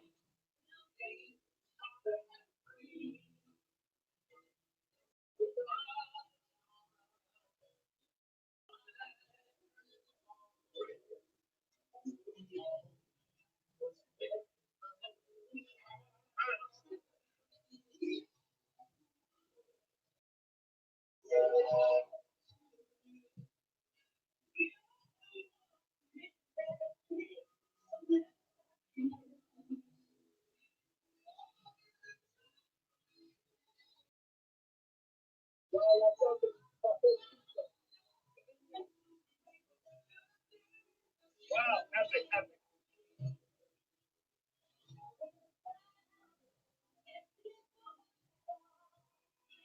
Lots of people here at Parliament.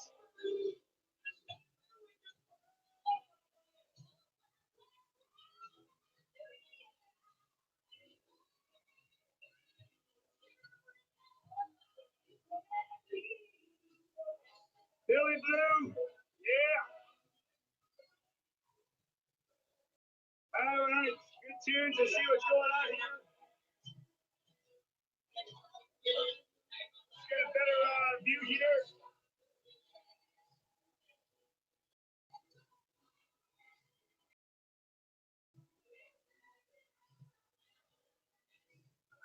Big ups, live, Trouble Fun 69, Portland Andy. Everybody big ups.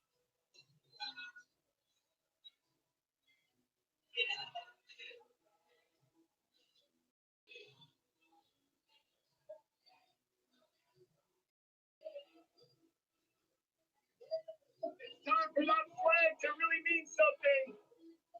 That flag won't mean anything if we can't fix this situation. A circle of love here.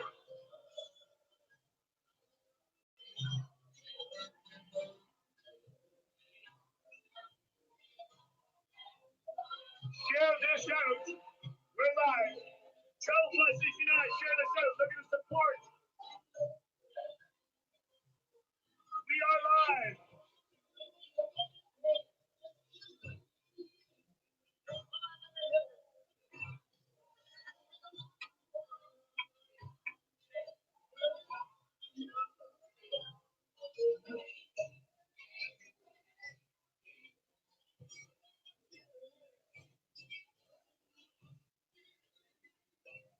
Circle pit, yeah.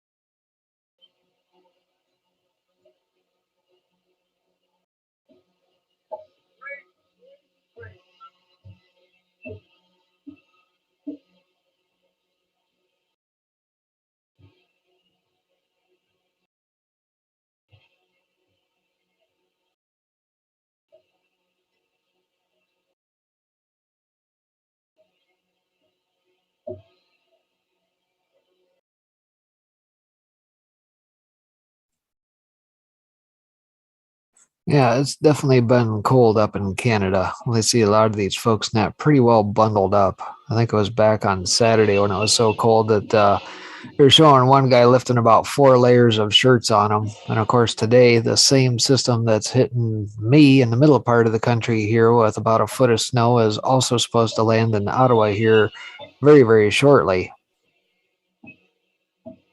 So I'm kind of surprised we haven't seen the snow flying up there yet.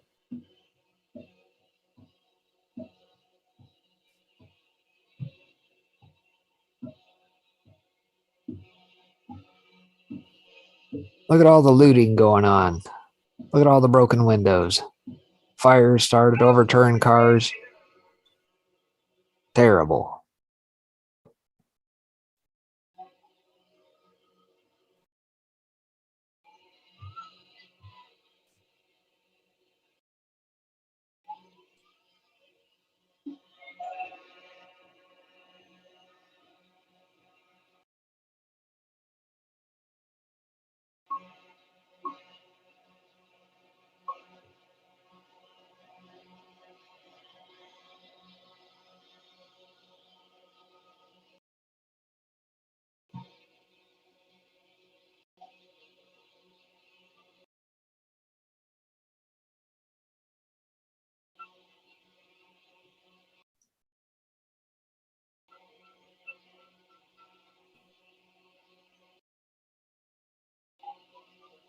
Yeah, let's see if we can find another feed here.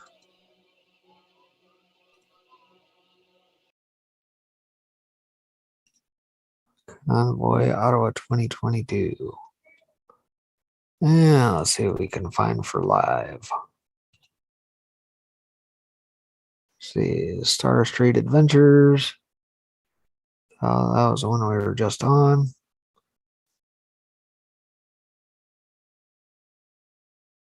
Looks like same view.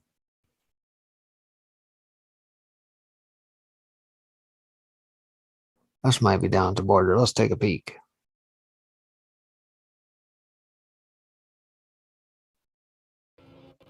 No, still up in Ottawa. All right. Oh, is that Commons Road? That's good. There's more trucks over there.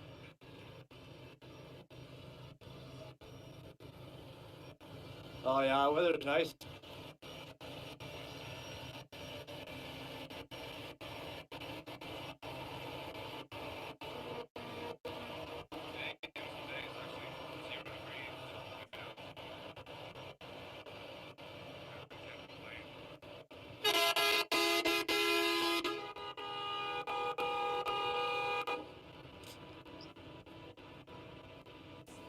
And by the way, if you're not accustomed to what is going on up there, many of the truckers at the top and bottom of each hour are expected to blow their horns for about 10 minutes straight. So you can imagine if you're watching some of these live streamers net up in Canada, it tends to get rather loud at the top and bottom of the hours as truckers blare their horns.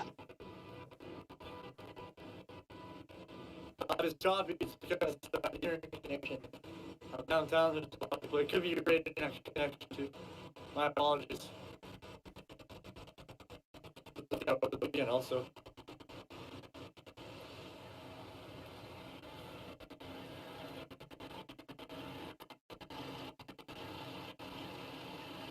Who's the troll guy?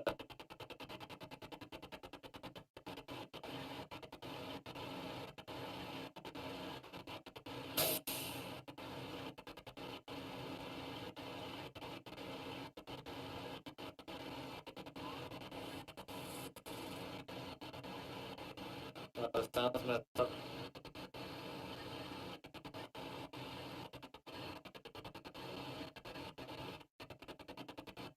Audio! I don't know why audio is messed up.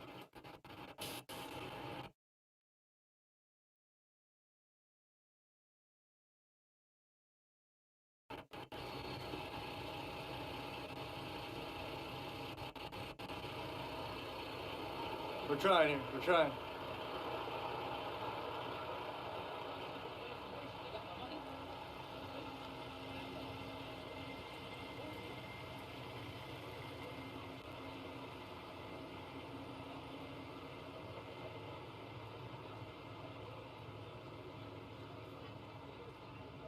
Yeah, I don't know why my audio is acting up. Sorry. My phones are dying. Everything's dying. I don't know. There's always a few bad apples.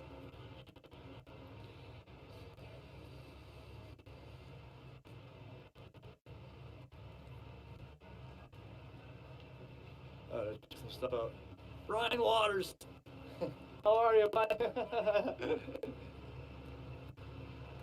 Used to work with him.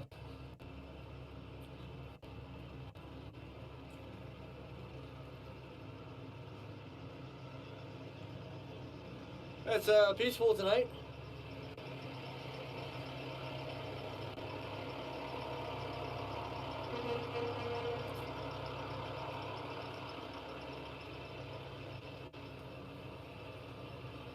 Honestly, I don't know why it's choppy, guys. I really don't. The internet's on, everything's good. Maybe it's because, yeah, it's just is. No snow tonight? Nah, it's coming. It's one. It might rain, might freeze and rain. We don't know.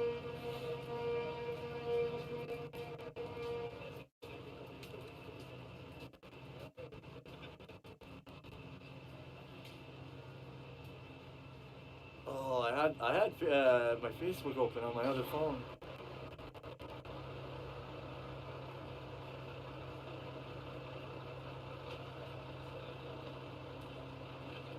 Yeah, that's what I mean. You guys gotta refresh it on your end too, because I refreshed my life. Hey, how's it going, man? Not bad, you? Good, you live streaming, brother? Yeah, man. Awesome, man. I support this, man, and I like to spread awareness and that, you know, and guys, so I do a YouTube channel of my own. Yeah. And I live downtown. I'm here every day, 24/7. Yeah. But I also have a YouTube channel, guys. It's called Zoke. I'm one away from 10,000, guys. One away from 10,000 subscribers. If you guys could please go to my YouTube, ZOKE, and subscribe, guys. I'm going to refresh it. Hopefully when I refresh it, I'm over 10,000, guys.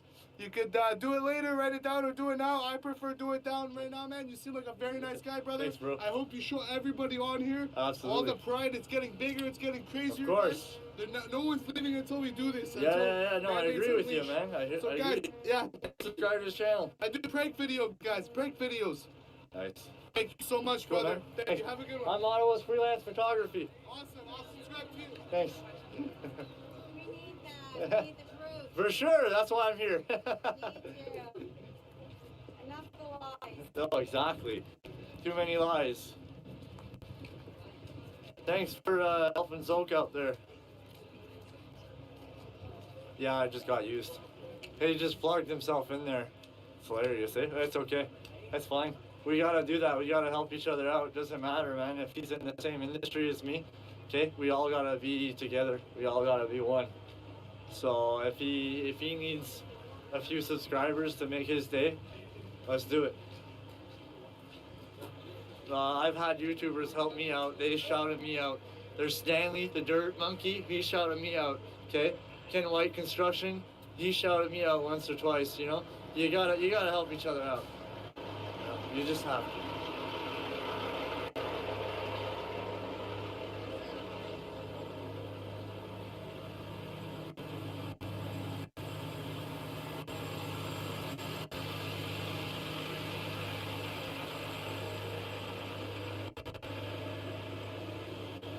Go away, dude. We like you better. Thanks. I try, you know. I was actually having a terrible day. I was having a hard day today. And, you know, just walking around, doing my thing, talking, being live. I'm having a way better day. Thank you from whoever that's from Israel, but hey, they're watching. Why aren't they hungry? They're probably having dinner.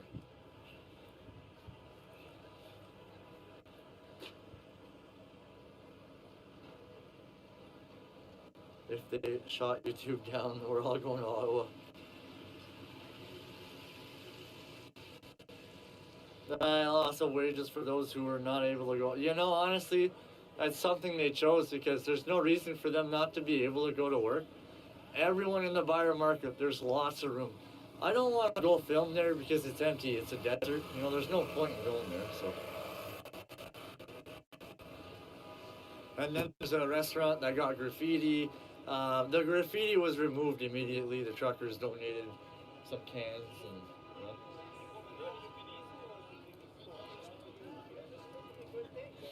still a few honks.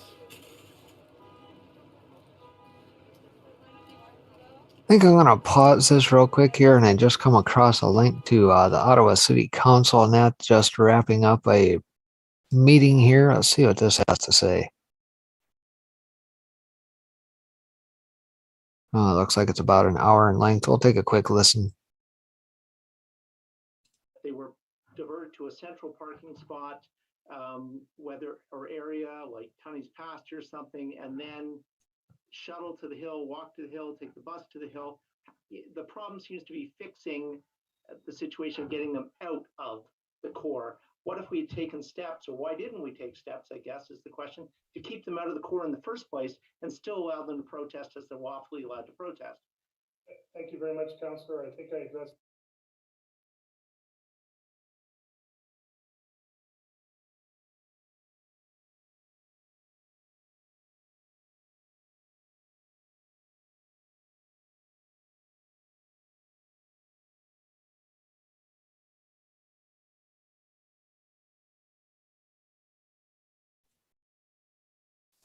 It may have literally just wrapped up. I'm not sure. Let's see here. Now let's scroll forward. Right about there. Merci d'être parmi nous aujourd'hui pour la disponibilité des médias. My name is Constable Amy Gagnon, and I will be your moderator. Je suis l'agente Amy Gagnon, et je serai l'animatrice de cette séance. Before we begin, a reminder to media to put your microphone on mute until I invite you to ask a question. Avant de commencer, j'aimerais vous rappeler de désactiver votre microphone jusqu'à ce que je vous invite à poser votre question. Also, a reminder to all subject matter experts to keep their cameras off unless they are speaking. Un rappel à tous nos conférenciers d'experts de fermer l'option vidéo lorsqu'ils ne répondent pas à une question.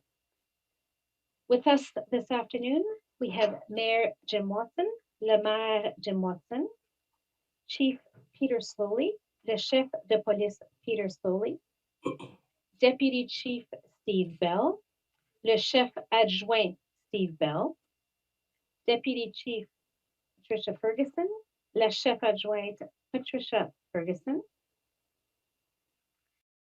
We also have City Manager Steve Kanalokis, Directeur Municipal Steve Kanalokis. We have General Manager for the Emergency and Protective Services, Kim Ayotte. Et nous avons aussi le Directeur Général des Services de Protection et d'Urgence, Kim Ayotte. I will now be inviting questions from each agency. It'll be alphabetically. You may ask one question each. Nous allons maintenant répondre aux questions de chaque média par ordre alphabétique. Vous allez pouvoir poser une question chaque. We will begin with Laura Osman. We have Laura Osman. It'll be followed by Joanne Chianello. Thank you so much for taking our questions. I just wanted to start by asking if you had any more details about sort of the context around the arrests, particularly the weapons charge, if you can give us any more information about that. Thank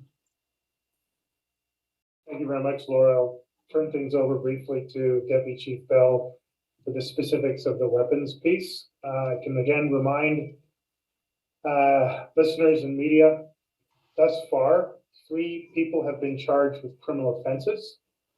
There are 18 active investigations, including those into the desecration of the war monument, our cenotaph. And this includes the incidents that took place in regards to the Shepherds of Good Hope.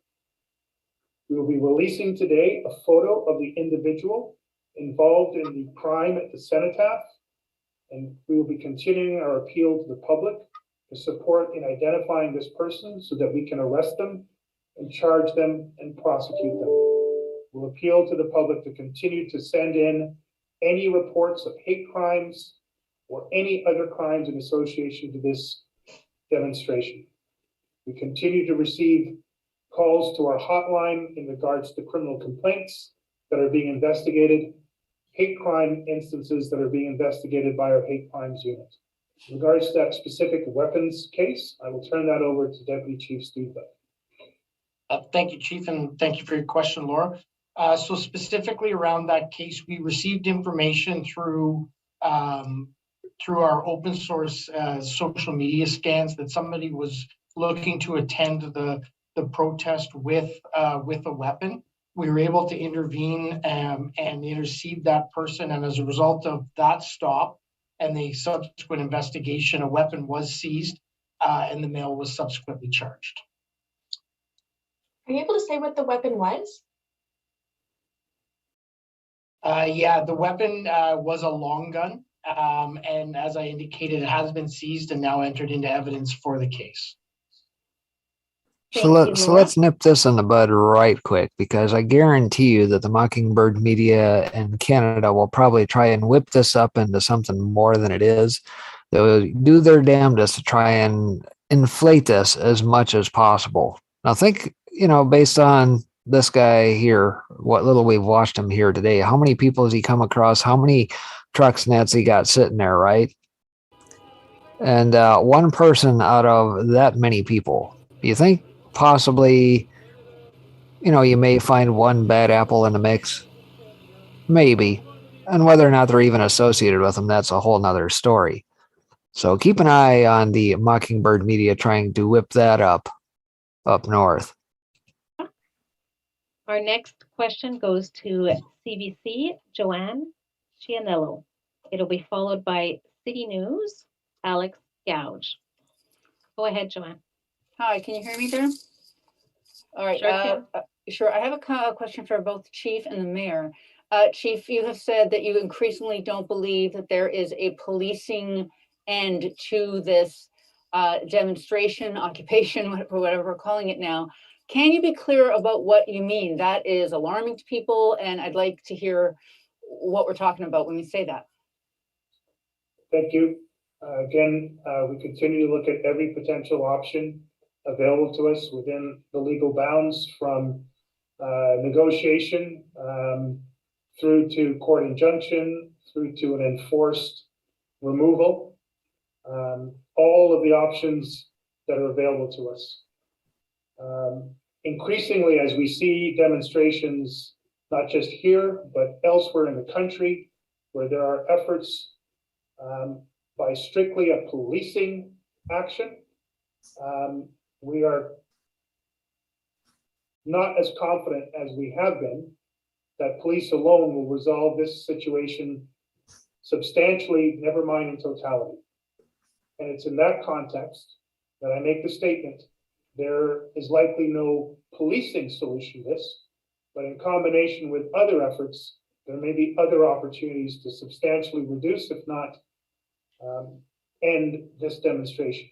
It is a local demonstration, a provincial demonstration, a national demonstration, and one that has international elements associated to it. I know, but I don't know what that means, right? When you say other than police, do you need politics? Do you need military? I don't understand the answer. I understand it's not only police, but then what are those other options that are not police options that we might need? I think you just listed most of them right there. Mayor, can I have you comment on that?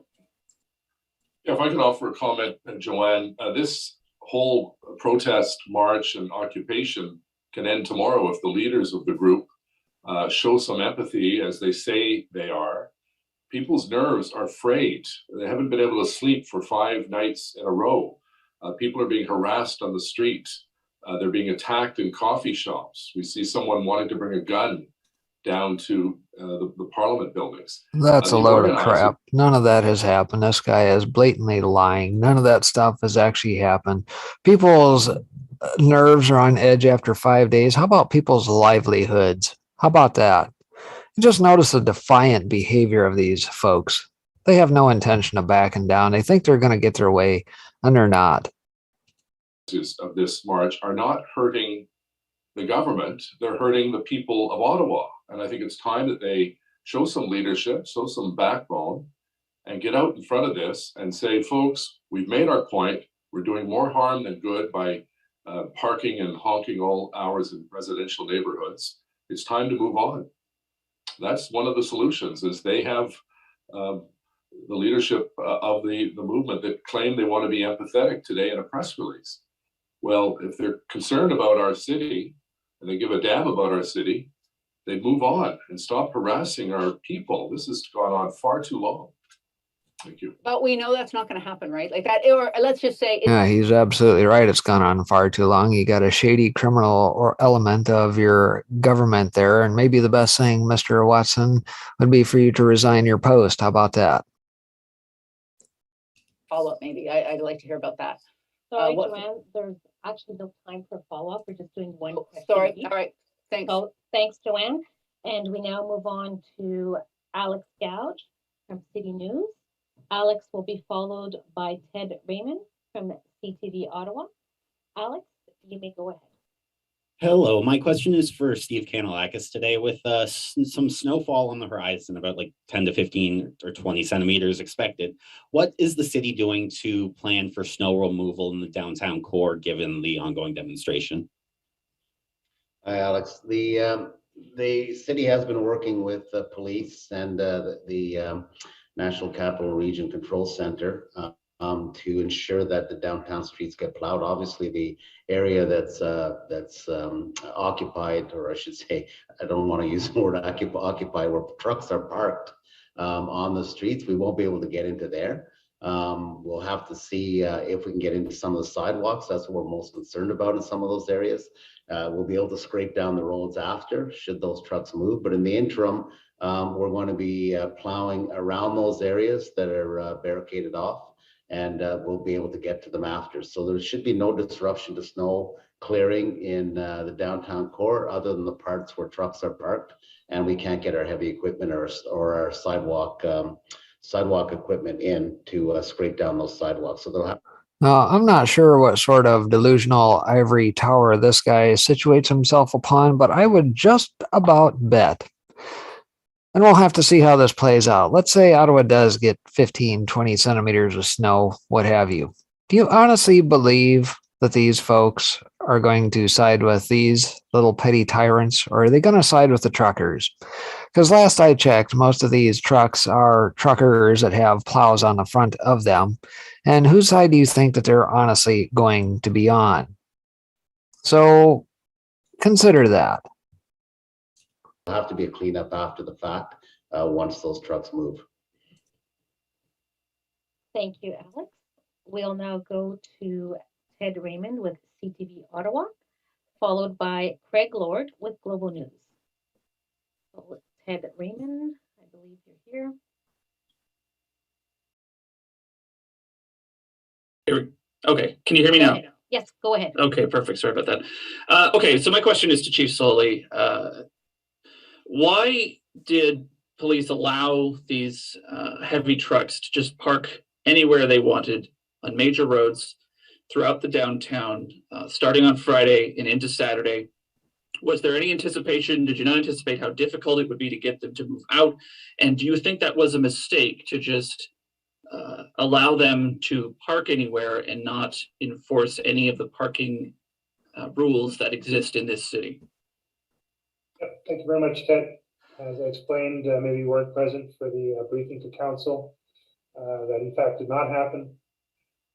Through extensive efforts of communication, coordination in advance of the trucks arriving in the city, every effort was made to find locations outside of the core where those trucks could be parked and people could move into the downtown core without the volume of trucks. Every effort was made. And in fact, a lot of compliance was achieved through those negotiation and coordination efforts. Thousands and thousands of other trucks arrived well beyond that. And I think, again, it's been explained several times, but I'll say it again. Our ability to negotiate is only with a limited portion of those who've come to Ottawa to demonstrate. Even where we had significant cooperation, there were significant other elements where there was no communication, no desire to coordinate, and certainly no desire to negotiate. In fact, in many cases, quite the opposite. Very volatile, confrontational, compliant behavior by wide numbers of individuals, groups, and other organizations that were not part of the core transportation, truck transportation group that came through here. That continues to be our number one problem. Despite days and days and days of communication and coordination, we were only able to get significant success with those willing to come to the table to communicate and negotiate. And we have had significant success as a result of it. But this demonstration is not monolithic. It doesn't represent any one cause. And in fact, that is the very nature of its unprecedented, risky context that we are challenged with here today. And notice what he's saying here.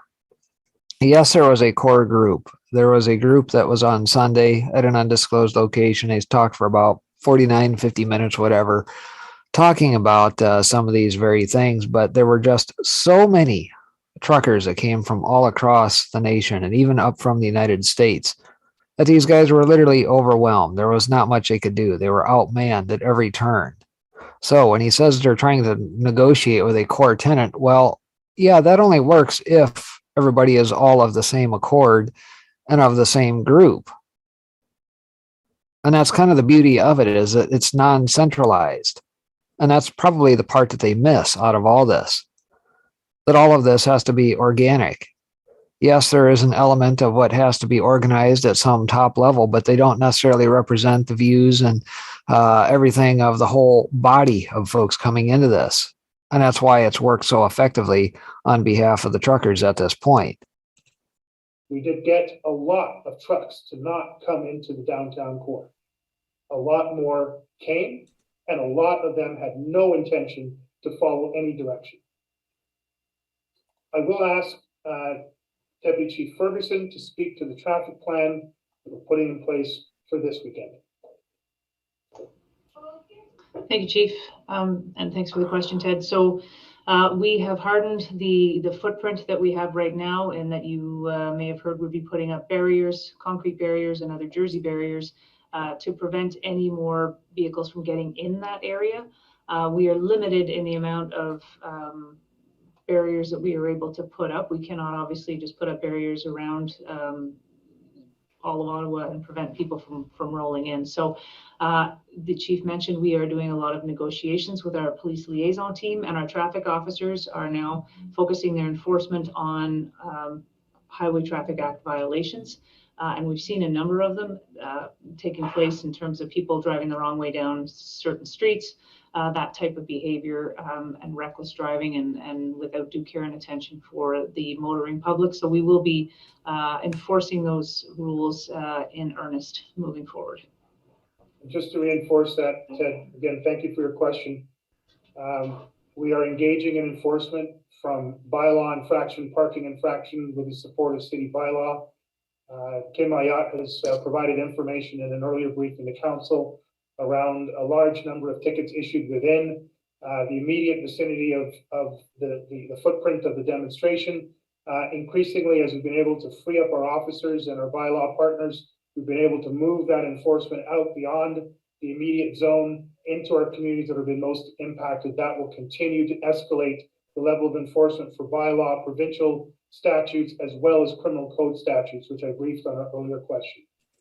Blah, blah, blah, blah, blah. They're going to try to enforce parking violations. Good luck with that. And let's hope the truckers take a little page out of, say, the illegal immigrants and that who come across the borders of the United States and manage to skip court. So basically, you're wasting your time writing paper and ink and handing out these little pieces of paper to folks who probably are not going to abide in it. Well done. Nicely thought out. Increasing, escalating enforcement has been part of our plan, will continue part of our plan. People are being arrested. People are being charged. People will be held to account. Today, a week from today, a month from today, years from today, people will be held to account. Oh, they sure will. All right. Next, we have Craig Lord from Global News. Following Craig, we will have Christy Kirkup from Globe and Mail. So Craig Lord, go ahead, Craig. Hi there. Good afternoon. Thank you for taking our questions.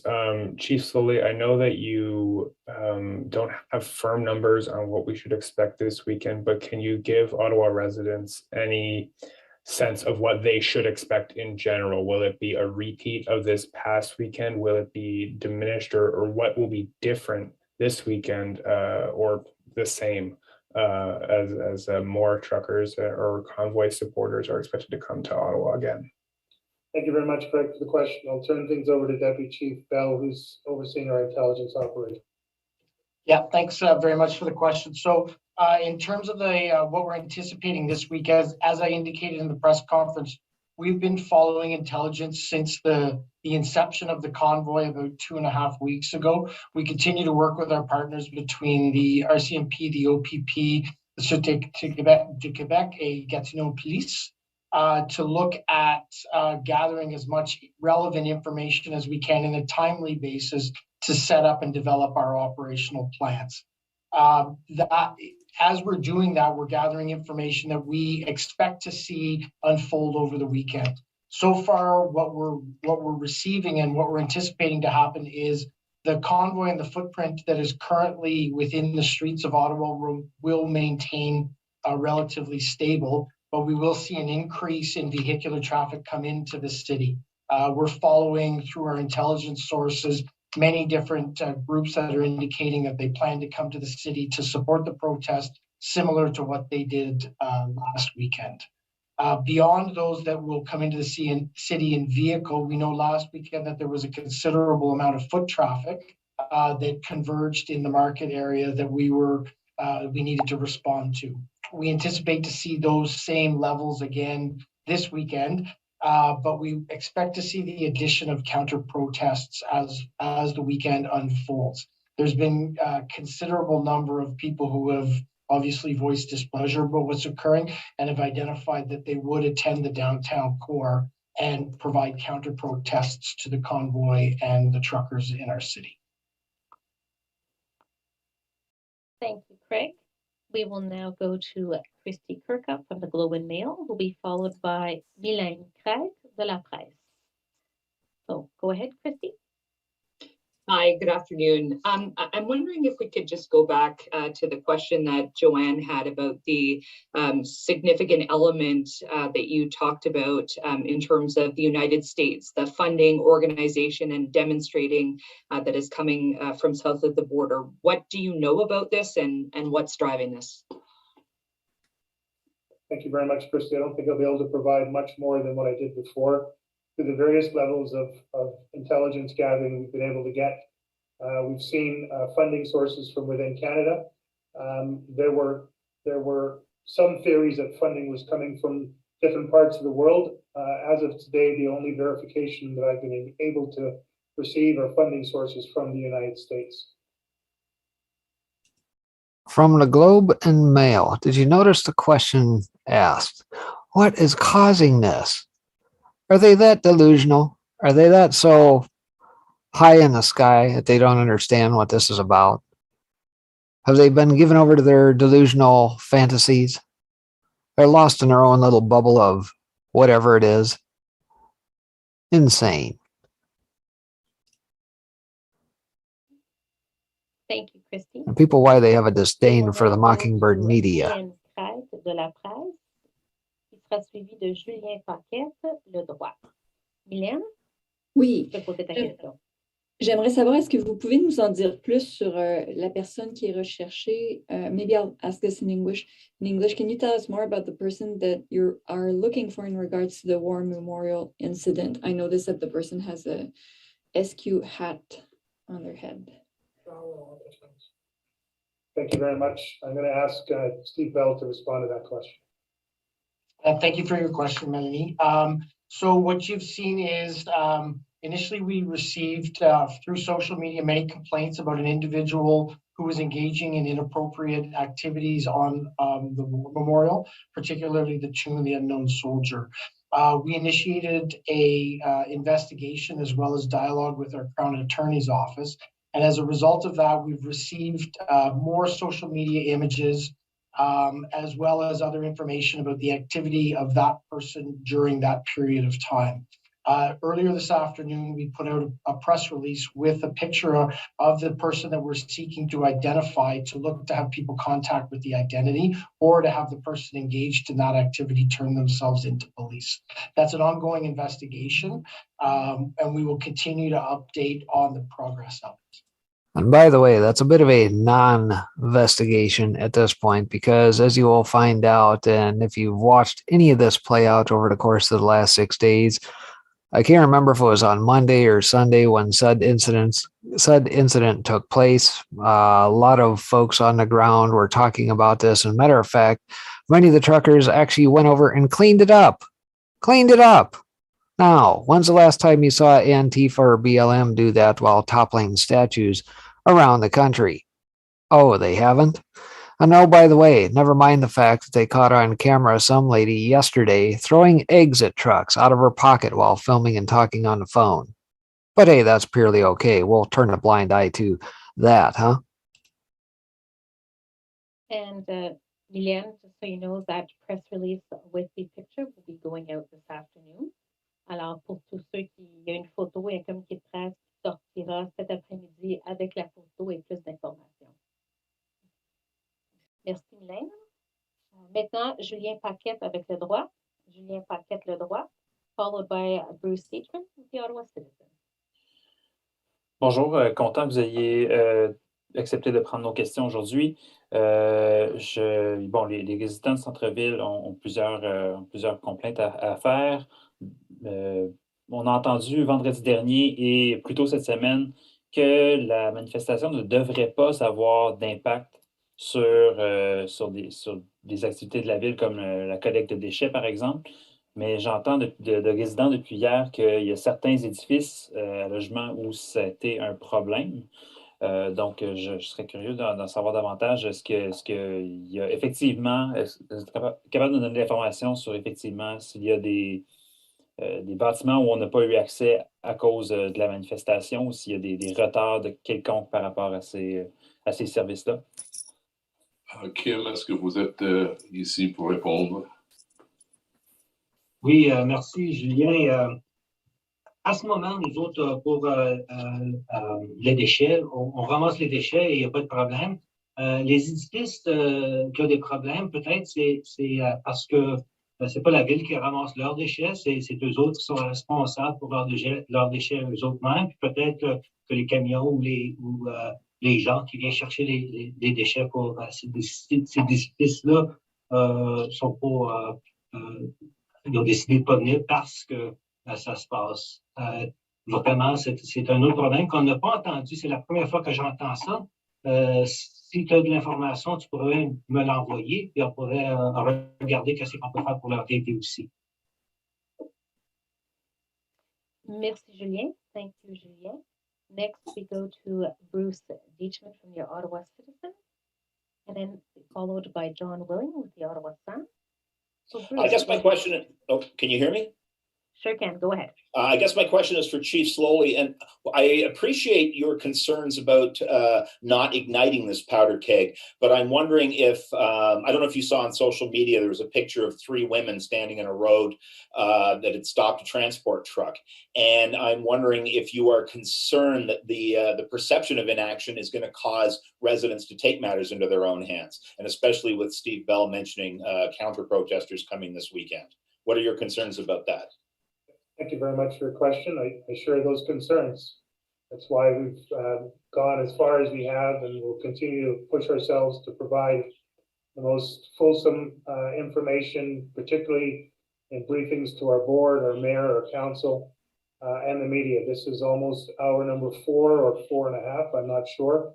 Today alone, for me, in terms of briefings to BIAs, board members, the mayor, council members, and now to media.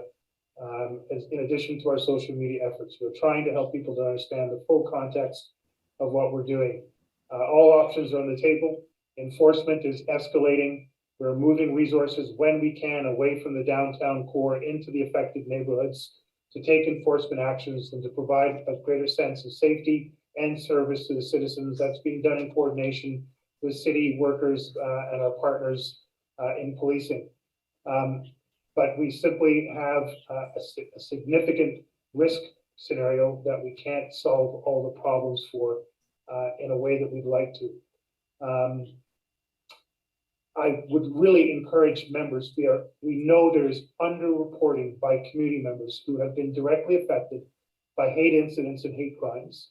We know there's significant underreporting of people who claim to have been the victims of criminal behavior, threatening behavior, criminal harassment, mischief, minor assaults. We're seeing it on Twitter. We're hearing it. Criminal mischief. Never mind the tyranny that's right before your eyes because you bow to your leader, but criminal mischief and hate crimes, that's what they're worried about. I noticed that he said there just at the beginning that they're bringing in their counter protesters over the weekend. Let's see, how many paid mercenaries does Soros have as it avail? You think Trudeau would probably call in said mercenaries for perhaps an escalation? Just a thought.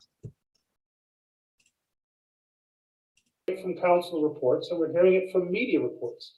But if our investigators don't have an actual report of a complaint, they cannot commence a criminal investigation.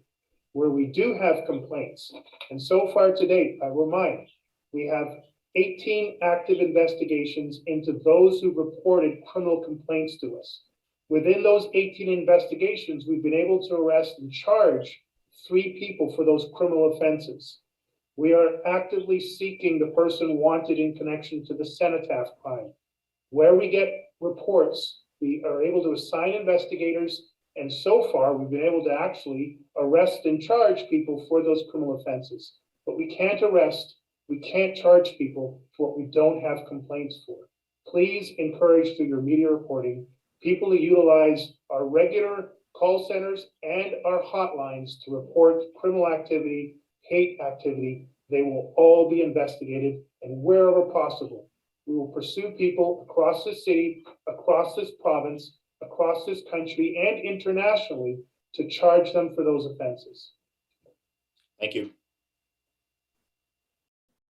Thank you. We do have a hard stop at 5. We're hoping to get through 2 more questions. So if you're just tuning in, folks, what you're listening to on the background here as we see some of the live footage on the ground is the City of Ottawa press conference on trucker convoy from the day that just wrapped up I think a little over an hour great. ago. Thanks for taking our questions. Why are protesters allowed to set up what looks like a supplies and logistics camp in the parking lot of the Ottawa Baseball Stadium? Thank you very much for that question. I'm going to turn that over to Deputy Chief Ferguson for a response. Thank you, Chief. Thank you, John. We, as part of the sort of negotiations and our police liaison team, along with the city, we were able to establish some places that were out of the city's core and footprint to provide people with the opportunity to some basic human needs. And so this was part of a negotiation that we were able to release. Otherwise, those people would be downtown in our streets, potentially causing some of the issues that we're seeing now. That was the reason for it. Thank you, John. Et maintenant, Marie-Christine Villeneuve, TVA, Ottawa-Gatineau. We'll take from Marie-Christine Villeneuve from TVA, Gatineau.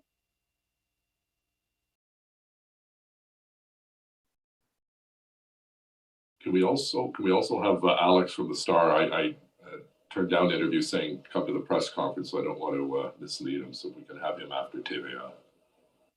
Yep, we'll try and make the questions quick and the answers quick so we can fit them in then. So we have Marie-Christine, unmute, please. We can hear you. On t'entend pas, Marie-Christine. Insert fake narrative here. Okay. We'll go to Alex Baligal from the Toronto Star in the meantime. So, Alex.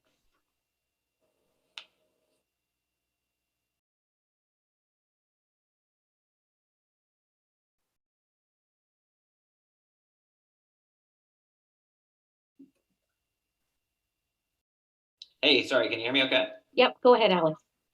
Thanks, Mayor Watson, for getting in here.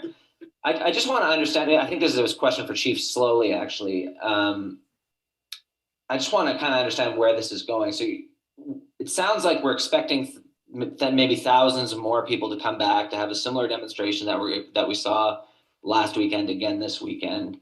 You're saying that the police alone increasingly looks like you can't solve it alone. The organizers themselves are saying they're not going anywhere. We're expecting this huge re-influx of people. What is this looking more and more like you're going to need to call in support from the military in order to end this? What is the trajectory of this situation in your view?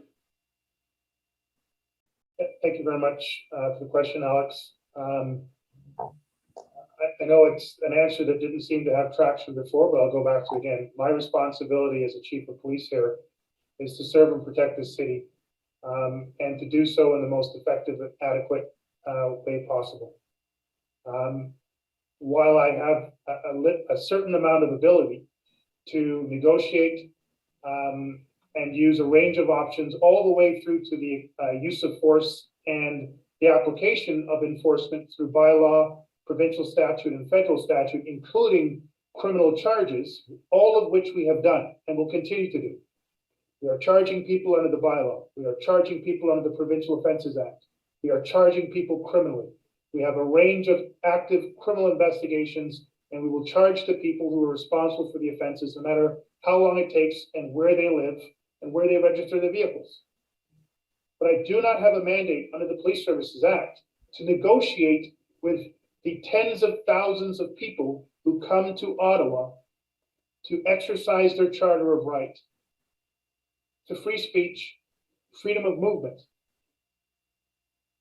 I need to try to do so with them, try to work with them to do so in the most safe way possible and to encourage the most lawful activities possible. But I don't have a singular mandate in the city, this province, or this country to negotiate the end to any demonstration. There always needs to be an element outside of the police for any truly successful end to any demonstration, particularly one of this size and nature. So all options are on the table. All of them are being explored, from enforcement to injunctions, from negotiation to the invocation of other civil actors and other elected officials at other levels of government to try to find a swift, sustainable, and safe end to this demonstration. This is a demonstration happening in Ottawa. It's happening in other parts of the country, and it's happening in other parts of the world. This is not a simple local demonstration. Well, there is a solution that you have not brought up, and that is yield. You are in the fringe minority, the one that old Trudeau speaks about. You guys have underestimated the power of the people, period. And it's time you understand that it is the people's place, not yours, to give any sort of edicts and decrees, period. And until you recognize that, well, I would imagine that this little protest will continue unabated, and there won't be much you can do about it. You're overrun, you underestimated, you undercalculated, and the people, in my opinion, have spoken. So it's time to bend the knee. Okay, thank you. We have time for one last question. We're going to go to Paul Vieira with the Wall Street Journal. Paul? Yes. Does Chief Stoley, Mayor Watson, I mean, the message is that this may not be resolved with a policing solution. Are you asked? Do you believe that the Prime Minister has to get involved in this in order to bring an end to the demonstration, protest, occupation?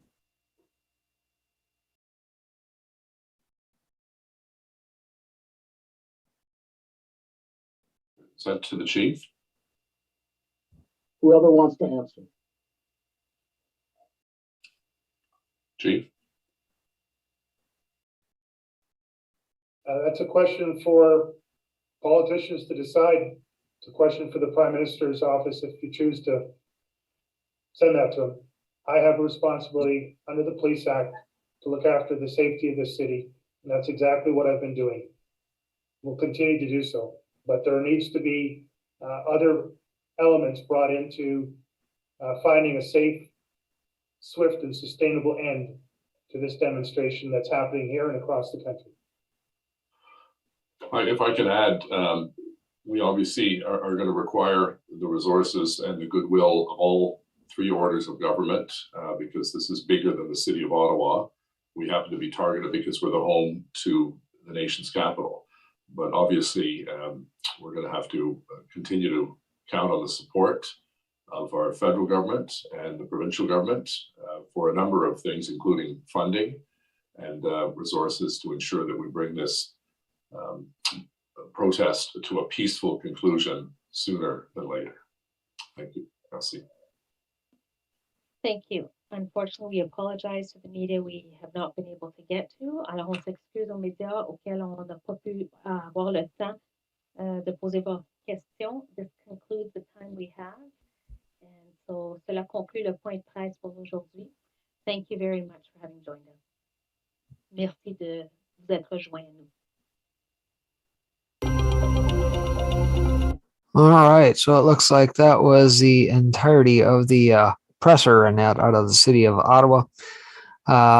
Looks like we caught the majority of it. Looks like the beginning half was a bunch of fluff.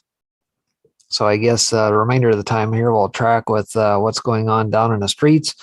And again, just noticing what they said here, it's defiance, not even considering what is at play here.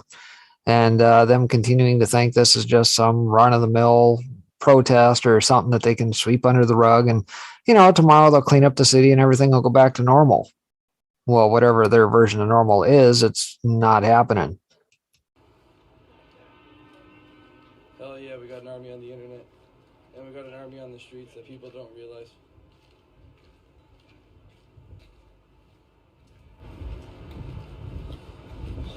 I'm not leaving until this shit's over. Hell yeah. There you go. Not until it's over. Is there still a lot of people there? Yes, there's still a lot of people here. CBC fake news 2 blocks away. Y'all just know he's got the crew coming out on Friday. Hell fucking yeah, we do. Yeah, we're safe. I ain't worried. Yeah, we got a whole crew coming out here.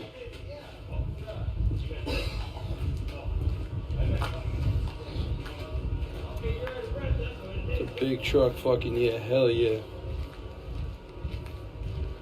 Looks like he's carrying truck yeah stickers. Durham, yeah, hell yeah. Thank you, Governor DeSantis, for that one.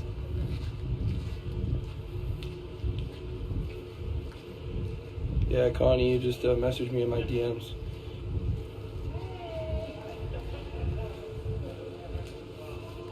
We got lots of people watching over us. Back. It doesn't like in that building over there. Oh, there's 100. Yeah, it's right here from the left.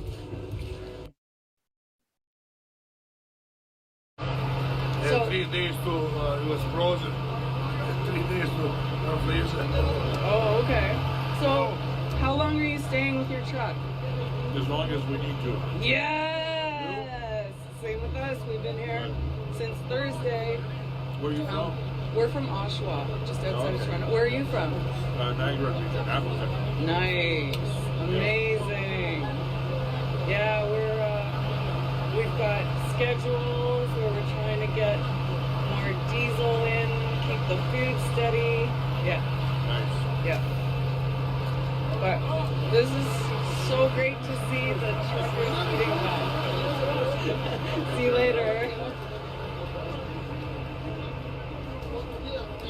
Oh my God, the truckers are eating a roasted lamb, and they gave me some. Getting fed well, if nothing else. Okay. Oh, where's this truck? Let's go see it.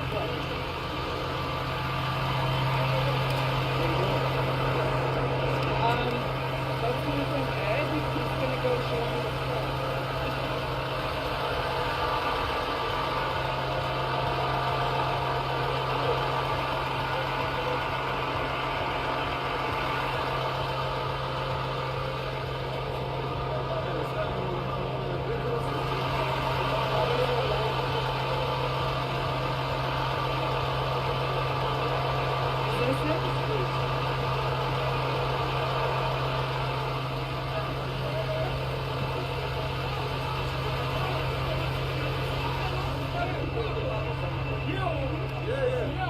All right, looks like we are at the top of the hour here. So I'm going to break from that for the moment here. Wait and see if Pixels 412 jump over here in just a little bit. But that's a little bit of a day in the life of what's going on in Canada at the moment. And I can only imagine if that is not resolved by the time their truckers and whatnot get geared up, get organized, and start trucking across the good old USA to do something very similar here. I would just about imagine that the folks in DC, the Capitol Police, the Muriel Bowsers, and that are probably looking at this situation and wondering how they can help combat this. Not sure exactly how they would intend on doing that, aside from shutting down access to the complete city. However, as we witnessed at the border thus far, they've found some wiggle room around the forces and managed to thwart that activity as well. And if you get enough people pissed off, how long do you think it's going to be before these folks are not going to have access to the necessities that they need? Let's say that the Capitol does get occupied, right? Who do you think is actually going to be moving said trucks, and who are they going to side with? What about the folks in the firearms industry that provide the ammunition and things of that nature for them to use should it ever come to that? Pray that it doesn't. But who do you think they're going to side with? The politicians, the police forces, or the people at large? We see what's playing out here. And it's not, like I said, a Canada issue. We talked about Canberra as well. I think it's probably a little bit early here yet in the morning down in Australia. Try and find some feeds. They're usually up here probably in about the next hour or so streaming. So I'll probably see some live feeds net out of Australia here probably a little bit later on here this evening as to what's taking place there. So lots going on, and yours truly is getting geared up in the event that they decide to start making the trek across the good old USA. I'll see if I can find the various feeds and figure out which channel I want to throw that on, get the multiple feeds net going. I think I've kind of got it figured out in the background here, so stay tuned in that regard. All right, I see Pixels in-house here. How are we doing this afternoon? Fine, man. Not as dressed up today, I see. Yeah, I got the button up going, it's just as good. Yeah, but it's not a tie and all the giddy up you had on the other day. It's not a tie. You're right. How you doing, Breaking? It's been a minute. Oh, not too bad. Kind of a crazy day, chasing all this stuff down. Had a couple people out sick, power outages, things of that nature. So we trucked on for about 3 hours, no pun intended. Yeah, speaking of that, I made a meme on that whole situation. I'm not sure. Have you seen it yet? Have not. Do show. Oh man, here we go. Okay. Let me get it up on share. This will give you a good laugh. Anybody out there that hasn't seen this yet, get ready to laugh good. Oh, it's so good. All right, here we go.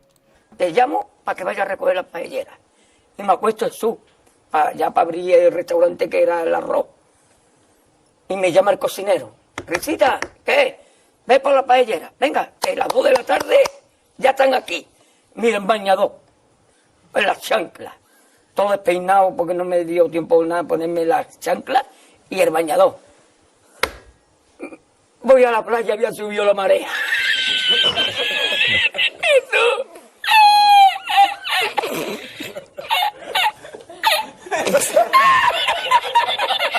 Jesús. Había subido la marea y encontré una paella.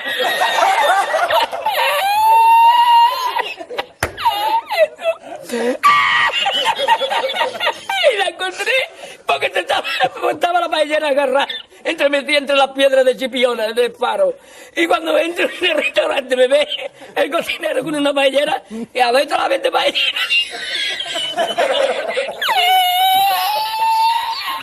¡Asómate! ¡Mira dónde llega el agua! Llegaba el agua hasta el restaurante.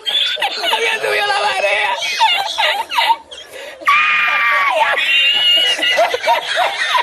Jesús, hay que hacer ahora con los 2 sacos de arroz. ¡Ay, llama para Sevilla! ¡Llama a Sevilla que traigo paella!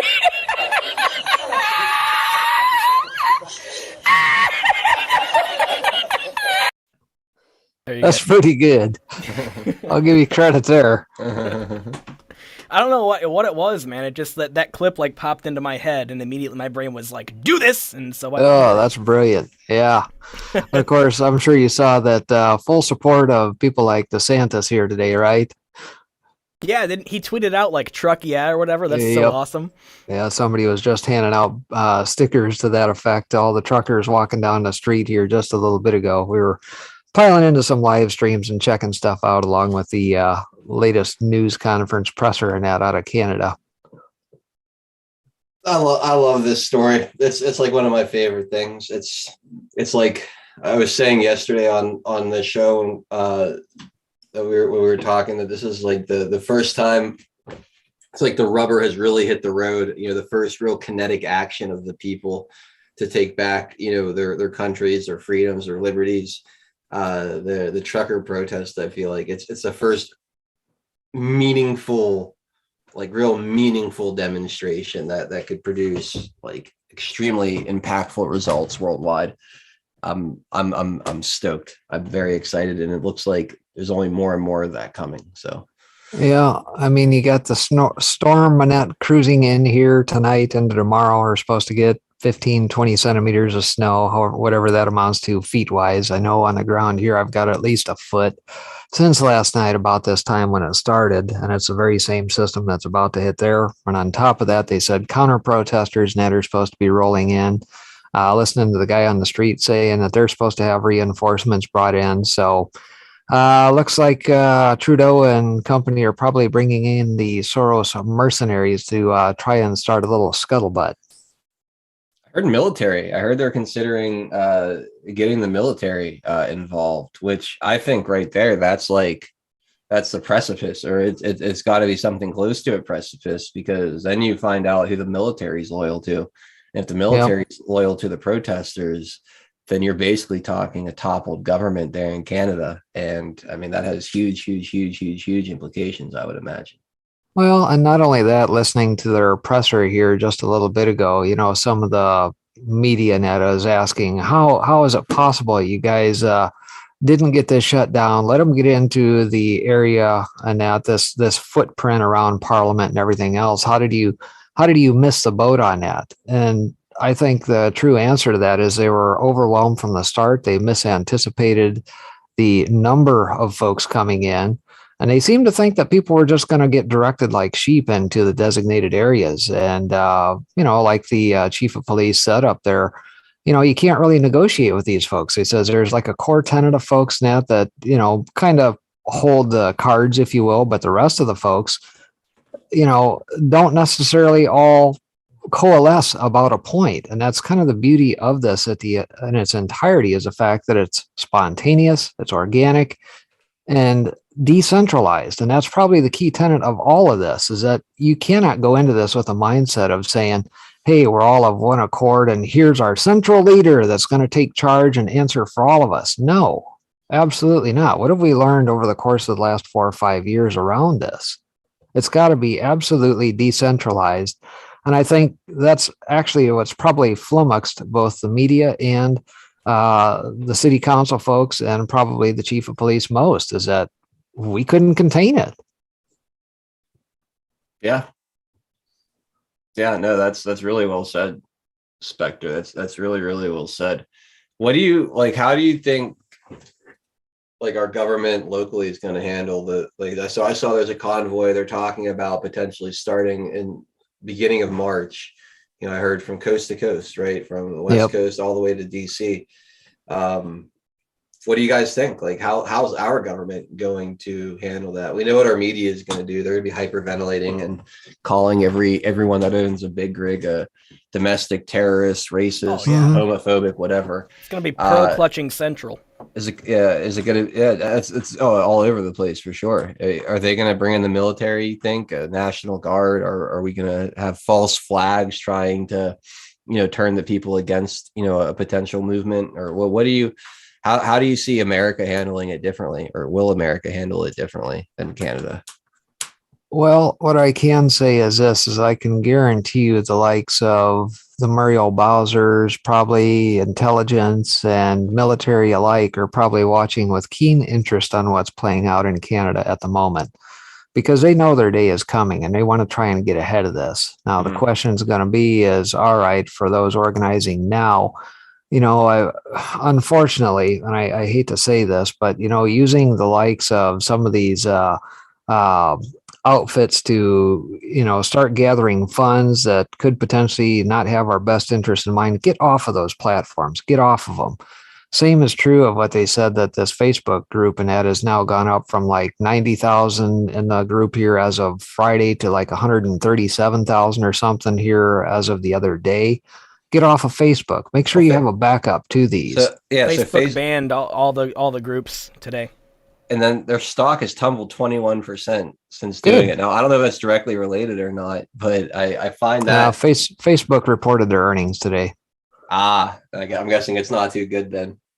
Yeah. I mean, if it's like the rest of tech, the only thing that was holding up tech at the moment was the likes of what happened with Google here yesterday and Microsoft here as of late, but maybe things aren't looking too good for old Zuckerberg and Meta.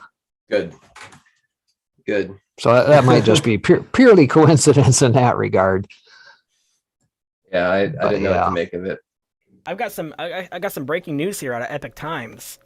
So you guys know how Kash Patel has been working with Epic Times. He's got kind of like a show type of thing.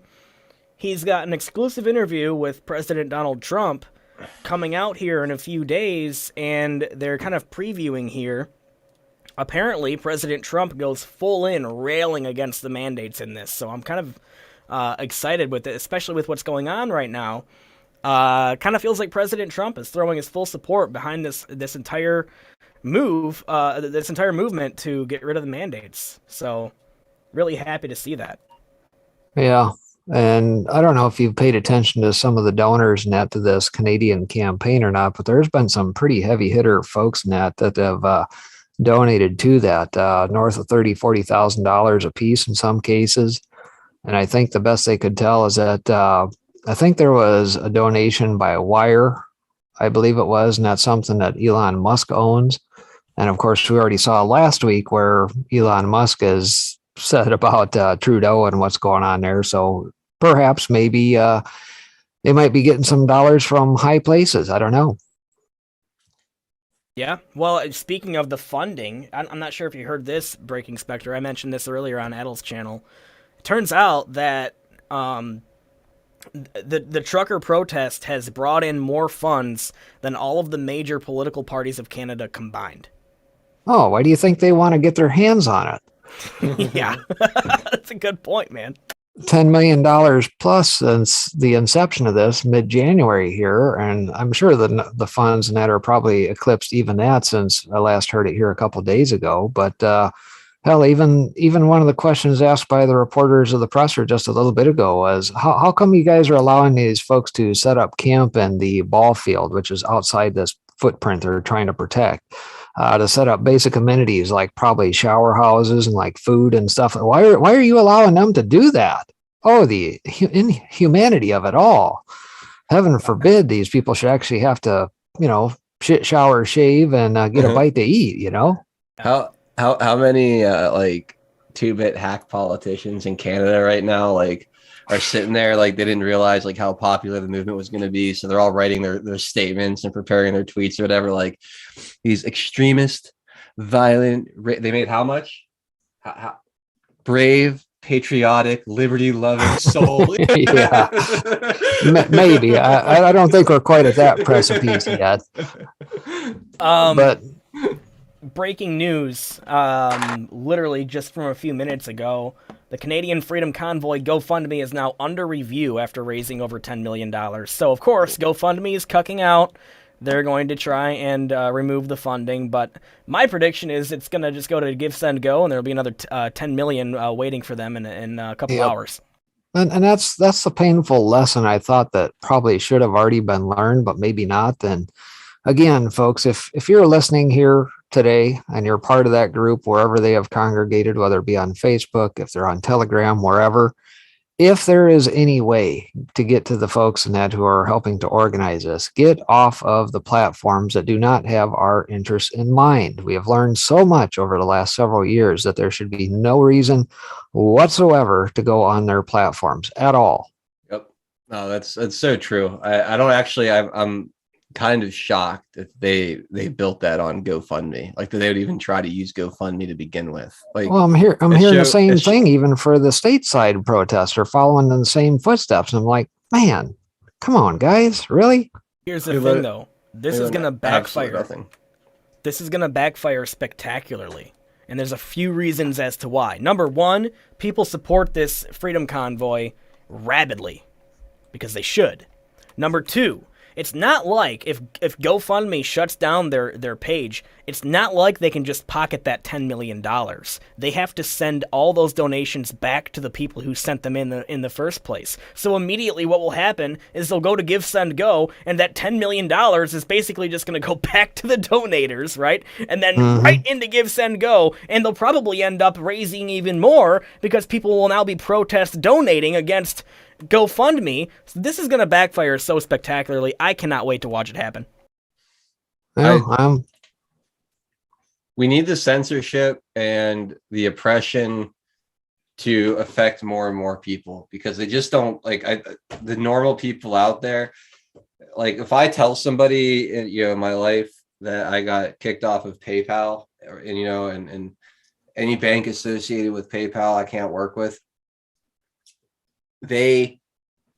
oh man, that sucks. That's ridiculous. But you would think it would send a more chilling effect down their spine, right? Like, oh my God, like they really, but it's not, it hasn't had that effect yet because it hasn't made life difficult for enough people yet, right? It's just like these fringe people. It's in the name of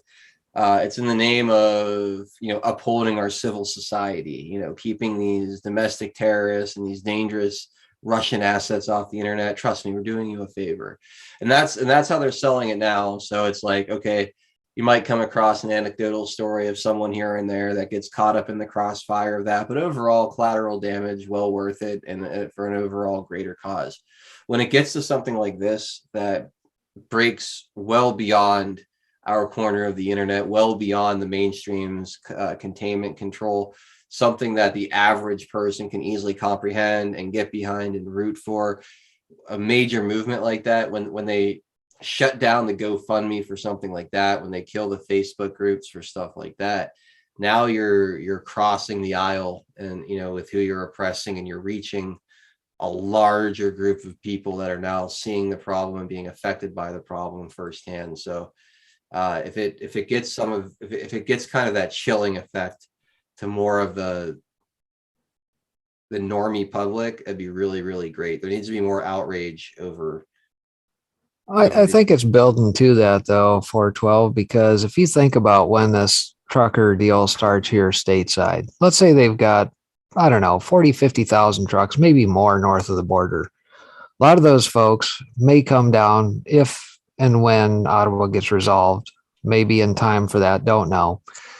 But obviously we always have to try and do it just a little bit better. So let's say we're north of 100,000 trucks, all trucking across the country here. Now, if 100,000 trucks are marching across the country to, swoop in on a city here, what do you think is going to happen for goods and services delivered to all of our respective stores around the country? You think we're going to have to maybe suck it up for just a little bit while this takes place? Yep. There's a reason people prep. Yep. Bingo. Yeah, I'm cool with it. If the whole everything needs to come to a halt for us to get our freaking freedoms and our lives back, bring it on. I'm cool with it. Small price to pay, and you listen to these a-holes and that in this presser here. One of the city managers was complaining, these people want to get their lives back. They've been enduring listening to honking horns and hate crimes and things of that nature and all this. And it's like, dude, you clearly don't get it. The irony of it is unbelievable, right? Yep. Sickening.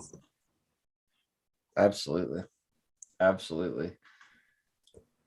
Well, let me get out of you guys' hair here. You guys can get on with it here. I've been on here for a little while here today, so have at her. Oh, you checking out already? Enjoy Already? Dude, 2 o'clock, 3 o'clock, 4 o'clock this morning. Just giving Let's you see. a hard time, dude. I think I've had enough.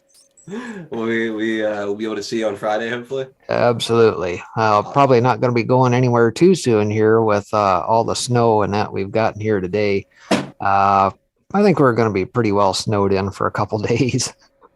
Oh, Me as well. I don't know if it's going to hit us or not. I haven't looked at any weather reports, but if it's heading east, I'm sure we'll get some of it. Spectre, stay warm, buddy. Have an awesome rest of your night, and Will do. Look forward to talking to you Friday afternoon. Alrighty, we'll see you. All right, there he goes. Breaking Spectre is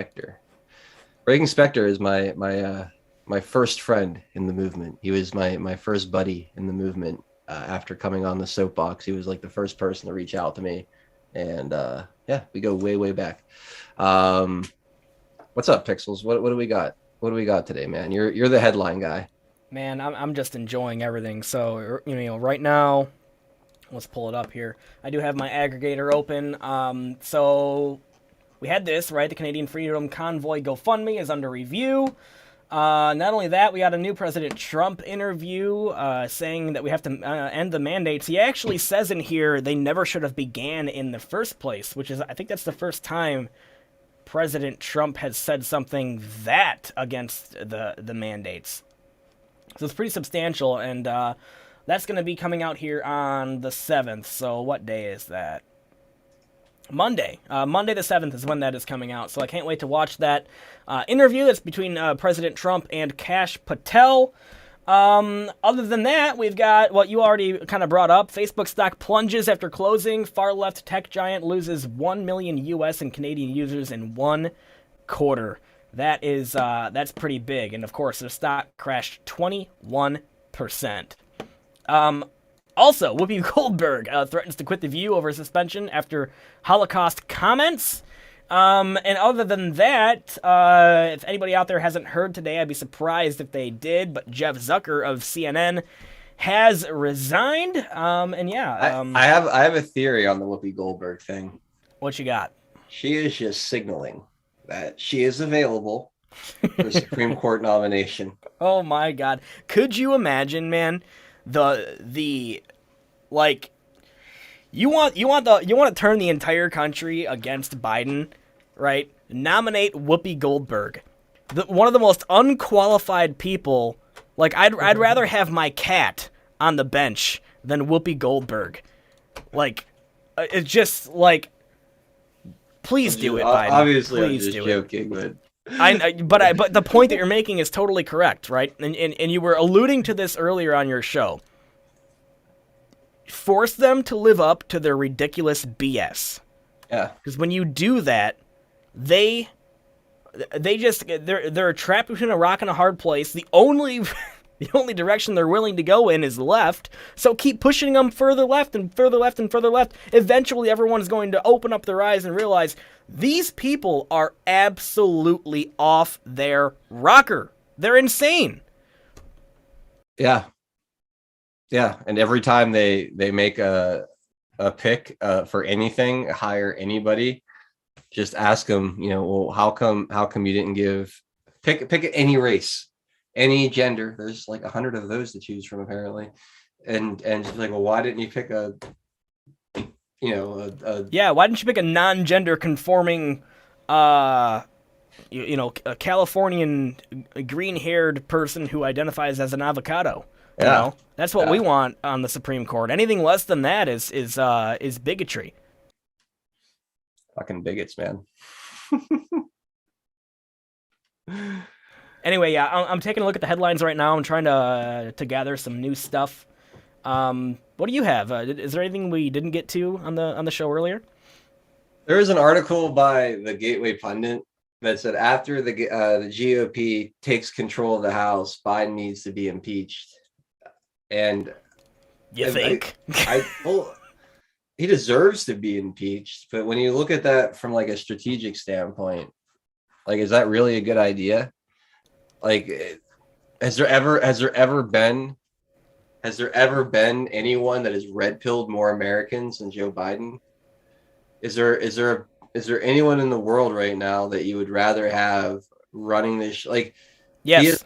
he is such a disaster. And like, I'm looking at this from the standpoint of, I want to see the Democrat brand destroyed for 50 years. You know, like, I don't want my kids to even know what a Democrat was, you know, if they can help it, you know. So it's like, if there's anybody that's going to do that, it's Joe Biden and Kamala Harris. So I would keep them right the fuck where they are. I would investigate them like crazy. I would set up every committee in the House to investigate them ad nauseum and expose every bit of corruption they're involved in. But I would make sure that they stay right there front and center for the entire country. Go ahead, man. Sorry. It's okay. If Biden were to be impeached, who takes over? Kamala, I guess, would be the answer there. You think the left is going to like listening to her insane cackling for the rest of the term? No, and here's the thing. Nobody likes Kamala. Nobody. She would red pill people. Even though Biden is a complete mess, the guy can barely complete a sentence, he's senile, he's an idiot, and he's corrupt. And that's obvious. But I think that, I actually think Kamala Harris being in the position, and here's the beautiful part of it, it would not even matter, because the same people who are controlling Biden and making all his decisions for him would literally just start doing that with Kamala. It would be no different policy-wise, but I feel like Kamala would maybe red pill people possibly even more than Biden. In my opinion, it wouldn't be any less. Well, I guess I look at it this way, right?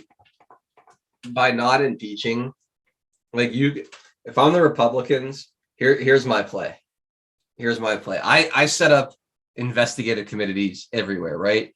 And the whole time we were just like Hunter Biden in the Ukraine, Burisma, southern border, like just everything, Afghanistan, everything he messed up. But I am just laying it out to the American people. And I just say, look, there is more than enough here to impeach and convict this man. But this country has been through enough right now. We have been so divisive. We have been so at each other's throats that I just don't think it's the right thing. You have the ability to vote. We have a big election coming up, you know, in 2 years. Just be heard at the polls, you know, but we're just going to continue exposing this. We're not going to put the country through another impeachment trial. We're going to be the bigger people in the room. But we expect you guys to go out and just absolutely hammer this regime at the ballot box the next time. That's what I would do. If I'm the Republicans, I leave them right in place to bumble away. I expose them for what they are and just keep them both front and center until the election. You can neuter their power in less than a year now. They've got the clock is ticking. So if we take back Congress in a big way and we take back state governments around the country in a big way, the Biden regime becomes a powerless source of entertainment at that point. Yep. We just get to make memes about it and laugh about it for the rest of the term until we can, you know, reelect President Trump. So I think that's fantastic. It'll almost be sad to see it go when it's over. I think maybe it's the part of me that kind of like wants revenge, right? Yeah. That I would love to see Joe Biden impeached. I'd love to see him convicted. You know what I mean? I'd love to see the man in jail. But I guess, let me ask you. Strategically, you're right. I think maybe, you know, I agree with you, but at the same time, I just love to see him held accountable. Ask it this way, right? Like, how many Republican voters are you going to use, or are you going to lose by not impeaching them? How many independents are you going to gain by not taking the super divisive, aggressive action, right? There's a time to do that. And I'm not saying that Republicans should always take this road, but I think with the way that Democrats behaved leading, you know, during the Trump administration, the way that they behaved and handled themselves then, the way that they've stolen power, and that continues to be proven, the way they've handled their power once they've had it. I think it's just a great opportunity to show a contrast to the country of like what really you stand for. And if you could break that cycle of they started it kind of thing and really focus on the needs of the constituents instead of that, all that justice is going to come later. These people are all criminals. And when you take to the polls and you have an overwhelming like tsunami, a couple overwhelming tsunami like elections in a row, I think it opens the door then to take those investigations out of the House and then, you know, send them to hopefully what will be a much stronger attorney general, a much more legit, you know, Department of Justice at that point, and then you handle it then. I mean, and speaking of the Department of Justice, I think that after 2024, if President Trump ends up winning, one of his number one priorities should be cleaning out the Department of Justice and putting people in there that will freaking indict people for being criminals, no matter who the hell they are. That should be freaking mission number one. Get the freaking train of justice rolling and make sure that by the end of your freaking term, people are in prison. I agree. Just thought I'd throw that out there. No, I mean, I completely agree. It's, yeah, I don't even know how to start with that because that's such a bureaucracy. It's such a bureaucracy. You would He need needs to cleanse. go in like a wrecking ball and gut the whole thing and not give a single damn what Fox News or CNN or MSNBC has to say about it. When the second time President Trump takes office, if he does, I want to see him ruthlessly destroy the entire freaking system and give no shits about what anybody says about it. Right on. Mississippi, breaking news out of Mississippi. Governor signs a bill legalizing medical marijuana in Mississippi. Congratulations, Mississippi, for your newfound freedom. Legalized freedom in Wow, in you're allowed to Mississippi. smoke a God-given plant over there now? Who would have thunk? Holy crap. That's the one thing that Republicans take such a loser mentality into is that whole thing with, oh, it kills your brain cells and makes you stupid and lazy. No, it doesn't. for a party that claims they want to, you know, minimize the role of federal government, they sure like prosecuting people for smoking a God-given plant. It's pretty interesting. Yeah, I've never agreed with that, and I think I feel like that's just a rhino position now. It's like an out of touch, in the same way that the rhinos are, right? I said on the soapbox a lot. I think I said it on my channel too a lot leading up to, I think it was even up to the 2018 midterms and more leading up to 2020. Why doesn't Donald Trump just come out and be like, yo, I'm all for legalized marijuana? Like he would grab so many independent, like he could tweet whatever the fuck he wanted at that point to so much of the country. Like if you would just come out and be like, what does the government think they're doing? Like, this is an overreach of government, law enforcement. It's a plant. You guys need to just stop with that. I hereby am instructing my Department of Justice to stop the federal prosecution of marijuana under a pound, possession under a pound or something like that. You know, like, could you imagine? He would gain so much of the middle and left on that one issue alone. Like the entire, Could you imagine the people over at Rasmussen, dude? They'd have like whiplash. Yeah, I don't understand like the party line thing with marijuana. It's so silly. It's so silly.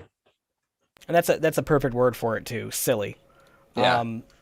Because it really is. I mean, it's a damn plant. It does have an intoxicating effect, but you know what? So does alcohol. And alcohol actually like impairs you when it comes to your motor skills. So I find alcohol to be way, way more dangerous than marijuana. Guess what? You cannot possibly overdose on marijuana. You would literally fall asleep before you got to the point. So like, medically, I don't see it as a dangerous thing. Alcohol, on the other hand, it will destroy your entire freaking body unless it gets to your liver first, which usually it does. So that's the thing. When people out there, if you're totally against marijuana, you think it should be illegal. If you don't think the same thing about alcohol, then reevaluate your freaking stance. Yeah, alcohol is a far more invasive substance for sure. It's like it's physically addictive. Like no matter how much pot someone smokes, like their body's not going to go into the shakes from not having it, you know. And yeah, alcohol, it inebriates you far. Like the inebriation is on a whole different level. I personally, I've never been a big fan of alcohol. I don't drink much Pixels when I'm hanging out at your place is probably the heaviest that I drink really anywhere anymore. And even then, like it's just a handful. It's like a couple White Claws. Yeah, I personally just don't enjoy it. I don't enjoy alcohol that much. Every once in a while, I like to have a few, but it's really not my thing. Plus, I always feel like shit the next day. You know, the hangovers from alcohol is the worst. Yeah. Anyway, congratulations, Mississippi. You guys, was it Mississippi, right? That's what I said, Mississippi. Yeah, Mississippi. Congratulations to Mississippi and their newfound freedom. Hopefully, the rest of the states will follow. We got medical here in Pennsylvania, but here's the thing: if you want to get a medical card in Pennsylvania, they take away your concealed carry permit. That's jacked up. Yeah, that should not be allowed. I'm pretty sure that's the thing. Like the Second Amendment is it's supposed to be a guaranteed right, and that's what really pissed me off about the medical thing is that they're using that to circumvent your Second Amendment rights. They're like adding a caveat to it, and it's like that is purely freaking unconstitutional as far as I'm concerned. Yep. But yeah. The good news is we got Republicans in our state legislature right now trying to pass constitutional carry in Pennsylvania, and Doug Mastriano is leading the Republican ticket for the governorship right now. He'd make a great governor. I don't know what Trump is waiting for with that endorsement, and if he goes with any of these other idiots, I'm going to be just absolutely completely cheesed off. Yeah. But Doug Mastriano running for governor, if we get him in there and manage to maintain the same majority that we have in the legislature, we should have constitutional carry in Pennsylvania before long, and that would be just awesome because I think that would essentially end that whole situation with the concealed carry permit. Mm-hmm. Yeah. So, any other headlines that you gathered today? I'm still kind of looking through. It's weird. It feels like the news kind of hit a wall here at around 5 o'clock or so. Not a whole lot has been coming out. Yeah. Let me see what else I have here.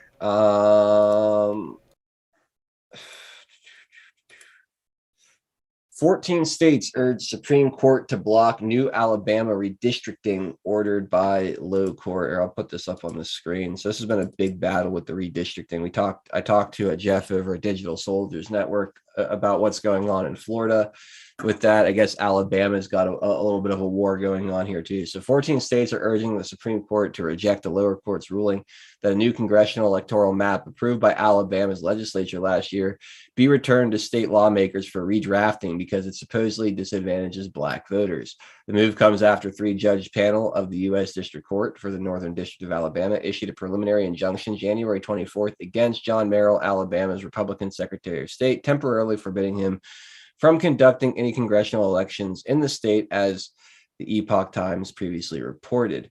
The district court found that instead of having one predominantly Black congressional district, as it currently has, federal law and existing legal precedents require a state to have 2 predominantly Black districts. Alabama disagrees. Alabama's delegation to the U.S. House of Representatives currently consists of 6 Republicans and 1 Democrat. The 14 states filed a friend of the court brief in the emergency Supreme Court application brought by Alabama, known as Merrill versus Milligan, court file 21A375. The lead court responded. Even Milligan is executive director of Montgomery-based Alabama Forward, a left-leaning nonprofit organization. The district court ruling at issue was rendered January 24th. 2 of the 3 judges on the district court panel, Anna Manasco and Terry Moore, were appointed by then President Donald Trump. The third, Stanley Marcus, was appointed by then President Bill Clinton.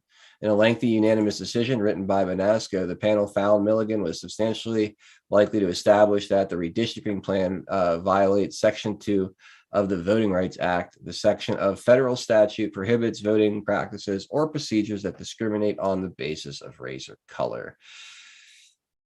This is like such horseshit because when Democrats have control of a state legislature, they redistrict however they damn choose, and there's really very little pushback. When anytime Republicans use their advantage in one of these state legislatures to redistrict the map in their favor, racism. I'm glad in Alabama at least have the guts to put it out there and go to court over it.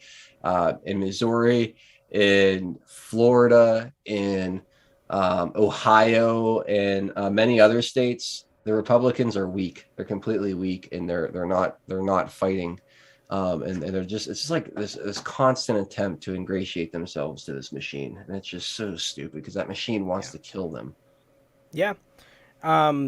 It's really interesting. We're seeing a lot of like gerrymandering wars going on all over the country right now in the lead up to the midterms, which you can expect to see that, but it's kind of weird. I feel like they're marrying the idea of gerrymandering with affirmative action with that, which I have not, up until this point, I have not seen that. So kind of a strange angle that they're trying to take here. Yeah, it doesn't make any sense. Well, I mean, it doesn't make sense what they're trying to pull off. What pisses me off is that Republicans aren't more aggressive in their redistricting.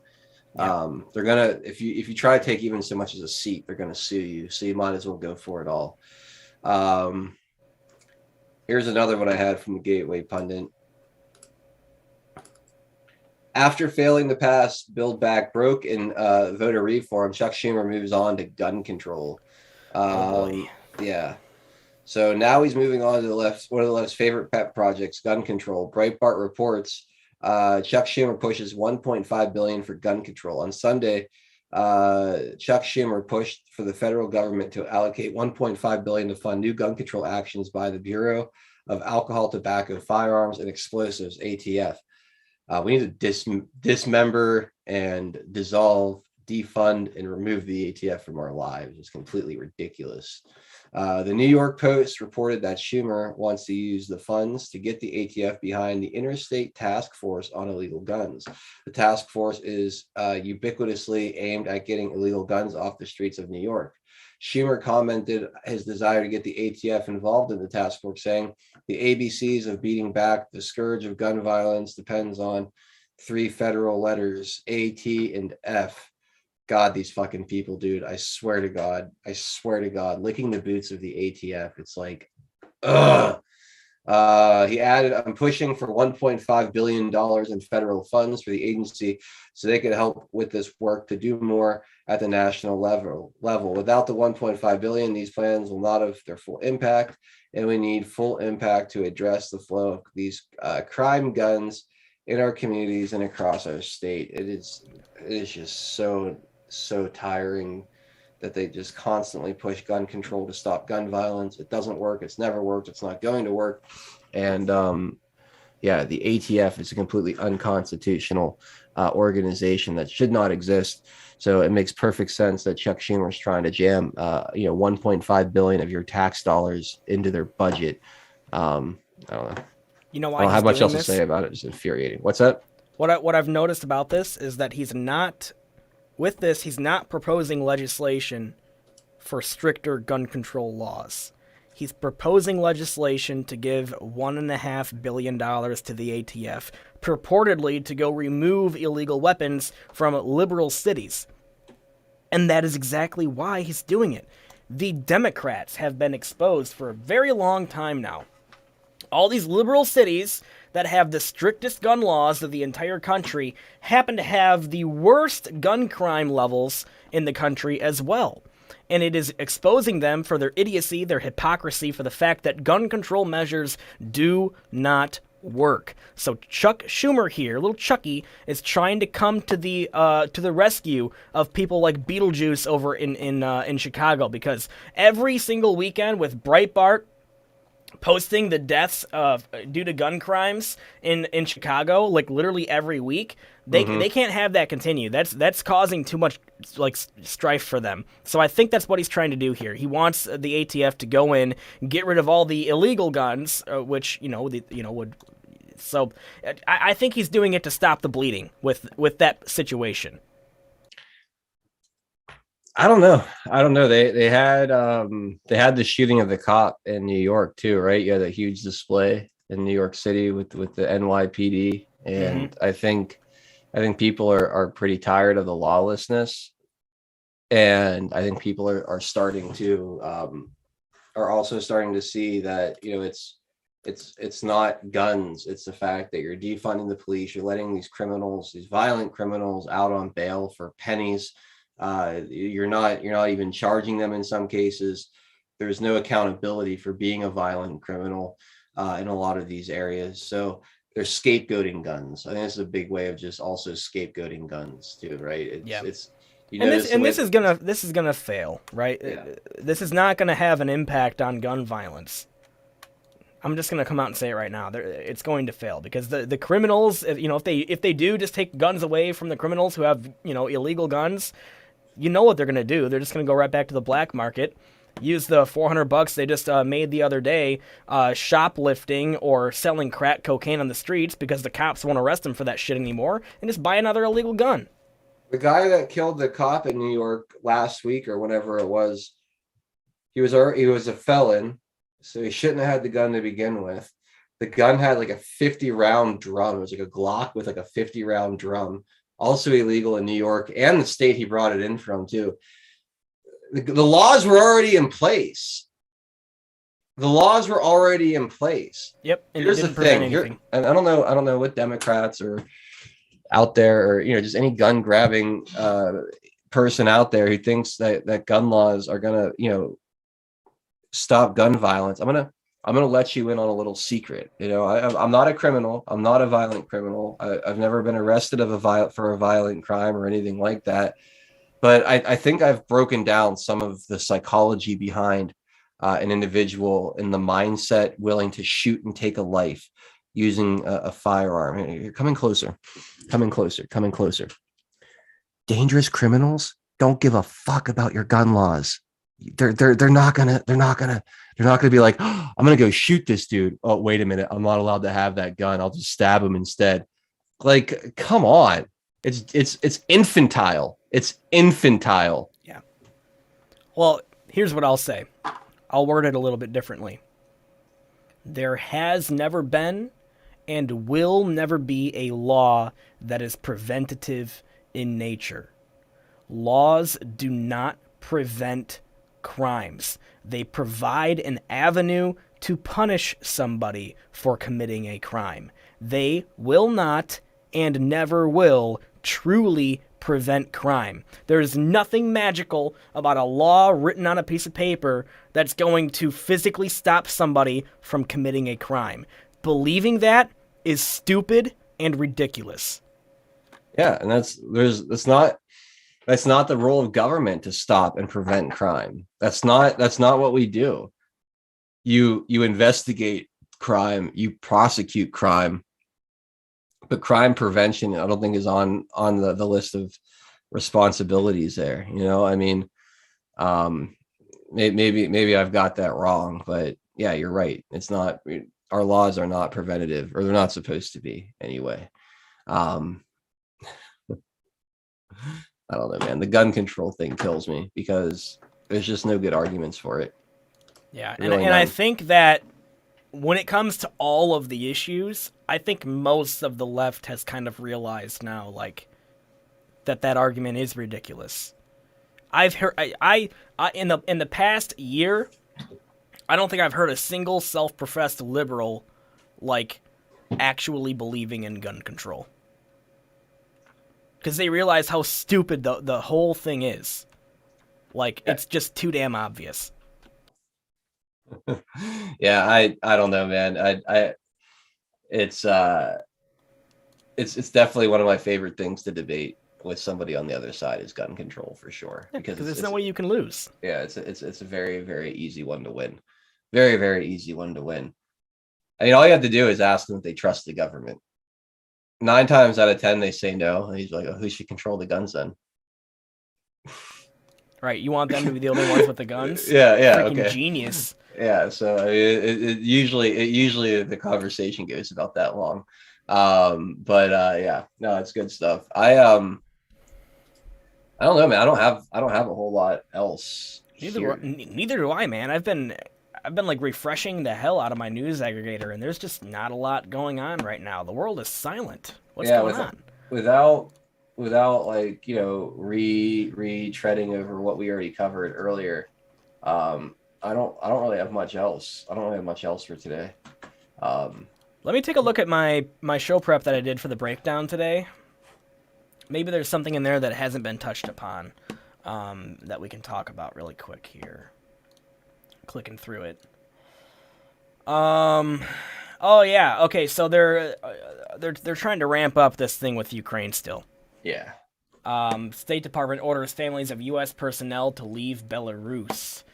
Not only that, but I thought I had another headline on this. Oh yeah. Biden is sending 3,000 troops to Poland, Romania, and Germany, in addition to the 8,500 on standby for NATO. So I figure we'll just have a quick conversation here about, what do you see, Adel? Because I don't think I have even heard you speak on this very much yet.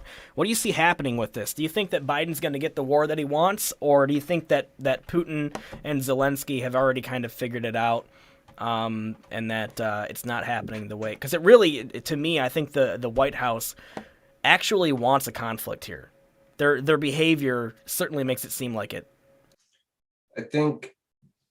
I think what they will likely try is to stage some kind of false flag, making Russia look as an aggressor, and then use that and try to convince the American people that, we all need to rally behind Joe Biden. And I think that the American people are not super concerned about this. I don't see them getting like the raise in support, or the bump in the polls, if you will, because of this. I don't think it's going to work the way they want. If anything, it might put a few bucks in the military and military industrial complex's pockets. But ultimately, I think like you said, they're trying to have some kind of distraction over there. They want the world focused on that, it would appear. It definitely seems Putin has already called them out on it. Straight up just said, like, you guys are trying to stir up a conflict here. We're not falling for it.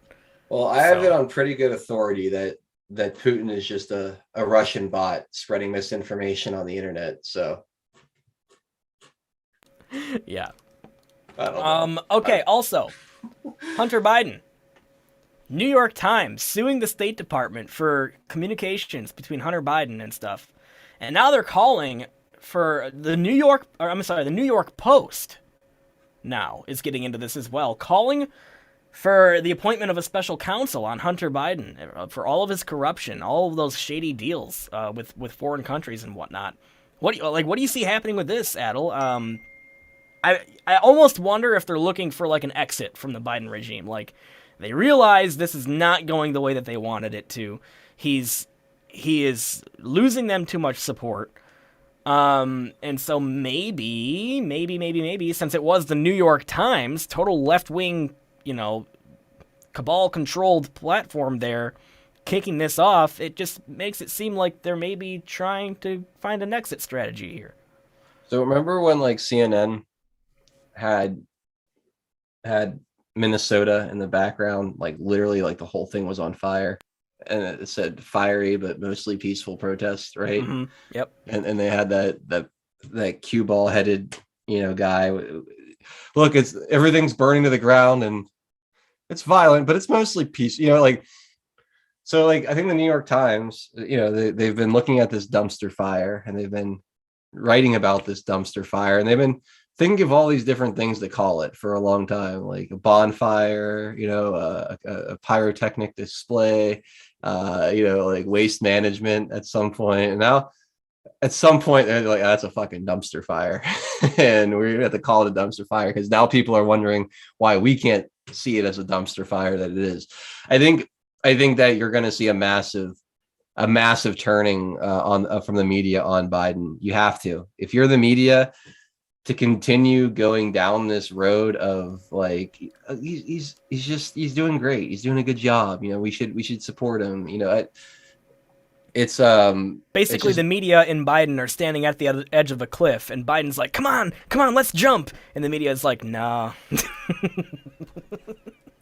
Yeah, they're on the Titanic. They realize they're on the Titanic now, and it's like they're eyeing up the lifeboats, right? They're eyeing up the lifeboats, and some of them have already started moving towards them. The New York Times, I don't know what the real reasoning is for them to go after Hunter Biden's records. Maybe to get ahead of something. Maybe like a limited hangout, right? If they write about it first, maybe no one else will dig any further. So 10% for the big guy, it might be way worse than that, right? But if they get ahead of it and they make that the story, and then a bunch of way worse shit doesn't get out because they've kind of set up their containment net around what's acceptable to talk about, right? I don't know. I think that the mainstream media is a major legitimacy crisis right now. Wouldn't you agree? Like, you look at the ratings of CNN and MSNBC, and when they're just louder, more obnoxious versions of the major networks like ABC, CBS, PBS, people can see that like the messaging there is really not all that different. And when as these farther left ones fall apart, then the next thing that comes into question is like the New York Times and the Washington Post, and like I was mentioning, those other networks. So those networks now have seen what happened to CNN and MSNBC, and now they're staring down the loaded barrel of that reality of, do I continue going lockstep with this narrative and agenda that the American people clearly aren't buying, don't agree with, and want no more of? Or do we sell out the short term to maintain some level of relevancy and hope to return to former greatness in the long term? Because all I could see right now is the reason they would do that is if they're the ones to kind of bring down Biden as the New York Times, and that gives them capital to spend later when like a Donald Trump maybe comes back onto the scene. Yeah, so essentially, if they don't stop shilling for this dumpster fire of a regime very soon, they're going to fall with the regime. And it's a survival strategy that's kind of cropping up. Is that basically what you're saying? That's what I see. I'm always wrong, though. Pixels is what I've noticed from doing this for 4 years, is that I'm never right about anything. So take what I said and then believe the opposite, and you'll be in pretty good shape. Yeah, I can pretty much say the same thing. I'm not a good predictor. Sometimes I get things right. Sometimes I get them wrong. CNN just wants to claim bankruptcy before Kyle Rittenhouse sees the pants off them. That's pretty funny. And yeah, Whoopi Goldberg is getting sued for like $60 million by Kyle too, and she's about to be out of a job. Whoopi, I know what you're doing, Whoopi. Oh man, I don't know, man. It's just what a day, what a week, honestly, so far. Like, holy crap. What do you think is what do we have? What's coming out tomorrow, Adel? Can you guess? Tomorrow? Yeah.